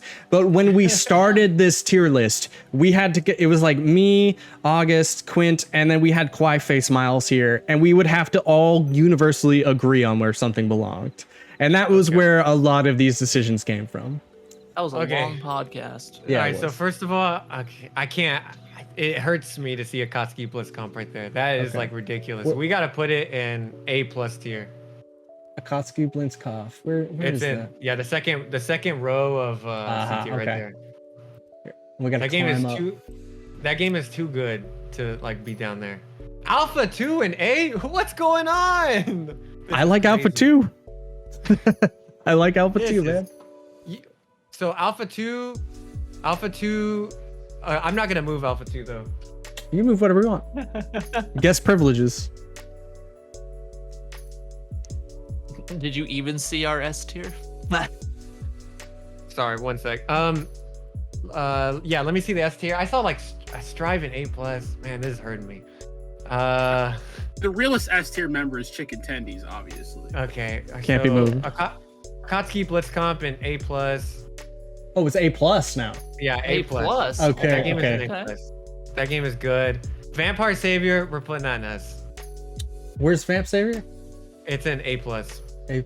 Oh wow. Wow, It's bumping right it, there, yeah. bumping it. Vamp Savior. Bump it up. A+. That game is too good. S. This is where it gets hard. You know, Marvel 3 and A, that isn't an A+ to you guys? I mean, I am not the biggest. I don't like The Marvel lack of 3. balance hurts it. All right. My question is, here is like, don't you wanna bring Did something have up from the Phoenix Wright, slums? You know what I mean? Yeah, we need some more underdogs. Okay, You should say yeah. Gundam. You know, I love Art of Fighting 3. That game rules, but I'm not gonna move yeah. it.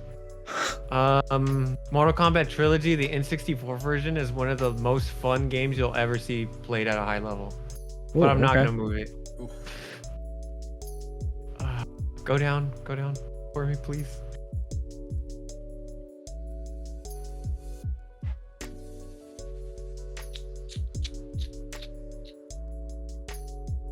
Okay, go back up. I'm sorry. I'm It's all probably good. gonna have to do this a few We'll be times. patient. There's a lot. There is.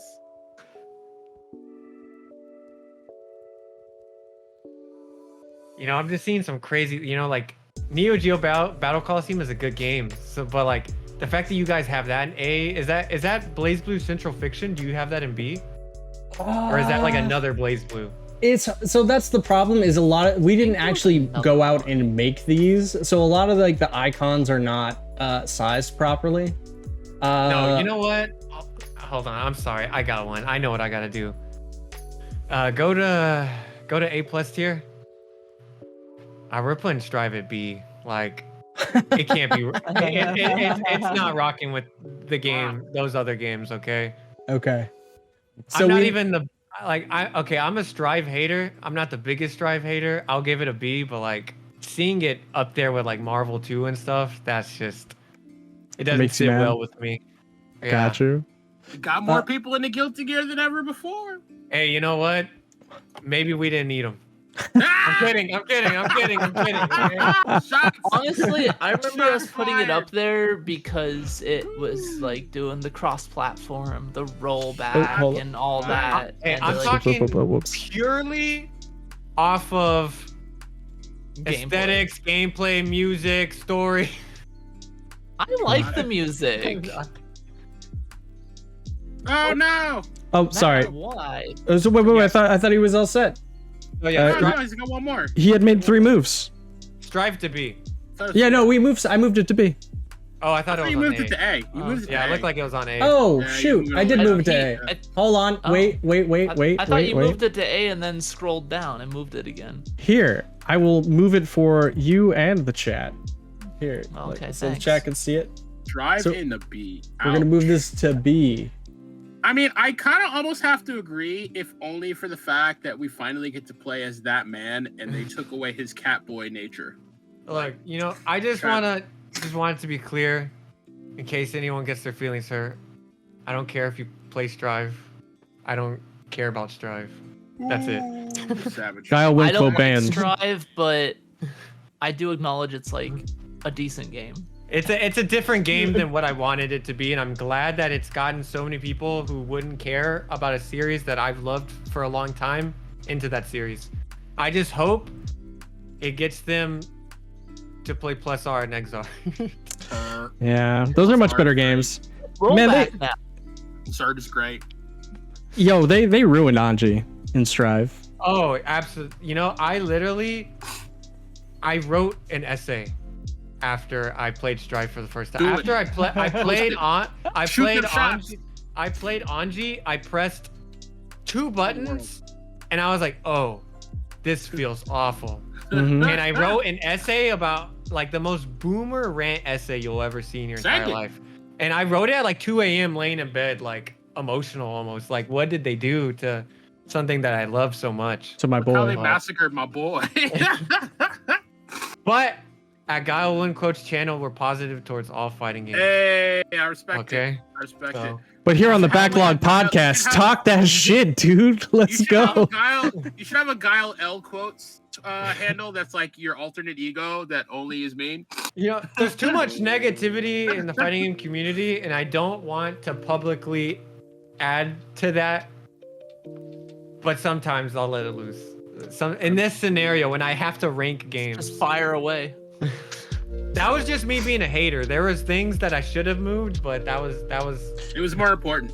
Well, Yeah, you, it's more important. mind you, you I'll had get to. Max I'll get Maxi Boost up there someday. It'll happen. Mind It wasn't you, about Play the it. money. It was about sending a message. it's about sending a message. Yeah, mind you, you. That's why we only give 3 moves, because it's like you got to pick the most important battles. Follow your heart. Yeah, I love the hater ones though. I love when people move shit down. It's like, yo, fuck this game. Why is this here? Why is this in there? It can't live in harmony with all those other games. It can't. There were a lot of games that I fought for, man, and everyone's like, no, we don't like it. So I'm like, all right, I guess I got to put this in B. Everyone took L's like that, dude. I don't know. Yeah, It's just how it happened. Alpha 2 down there, that's crazy. Wait, where was it? I think it was Down like there. It Wasn't was still an A. It was still an A. It was still was? high. I thought it was B. Nah, I'm pretty Alpha sure 2? I don't think so. look at it again. No, yeah, it's an A. It's an A. Oh, okay, it's an okay. A. All right, never mind. I couldn't get it any higher. You know? I couldn't get it any Where did we higher. put Alpha 1 though? Alpha 1 wasn't anywhere higher. I mean, that should be like D or C. If we're like trying to be like real about it. Yeah, but like Alpha 1, like nobody, I've never seen anybody play Alpha 1. I love playing Alpha 2, and like I've actually played. Look, I introduced my my friends who only played Call of Duty to Street Fighter Alpha 2, and they had fun. That's how you know it's a good ass game. Good game. So, Guile, where can people find you, man? You can find me at GuileWinQuote on YouTube and GuileWinQuote on Twitter. Anything else, you don't know me. You before my life. Sneaky. Every- What's this? Everything else, leave me alone. No, I'm kidding. Yes. Yeah, YouTube and Twitter are the only like main things that I use. So Okay, fair enough. Fair enough. Yo, We Quinn, exist online. where can people find you? Mostly on Twitch at Quintessence HD. Been playing a lot of Tears of the Kingdom and Tekken 7. And then I'm Alright. gonna add Street Fighter 6 to that roster, so you know. Well, you better add it tonight because she. Well, no. that's not true. We got 2 weeks. We got 2 weeks. I'm not touching that game again until release. August, where can people find you? Still on the same back time, same back channel, the elusive news gremlin of the Backlog podcast. Just excited to be here, excited to be back. All right, awesome, guys. And you can find the Backlog on Instagram, YouTube, Twitter. We have a Discord. We're on TikTok. We're pretty much on everything besides Facebook. We actually are on Facebook, but nobody uses that shit. So, and Pretty old, bro. we're gonna start using our Reddit as well to kind of like slowly start push I'll stuff. pick that up tonight. Incredibly underutilized, but yeah, we'll definitely be pushing this Not out. used at all. And we're still very much a young podcast, so we appreciate all the support. But until then, guys, this has been the Backlog Podcast number 54, and we will see you soon. Peace out, y'all. Peace. Peace Thank out. you. Bye-bye.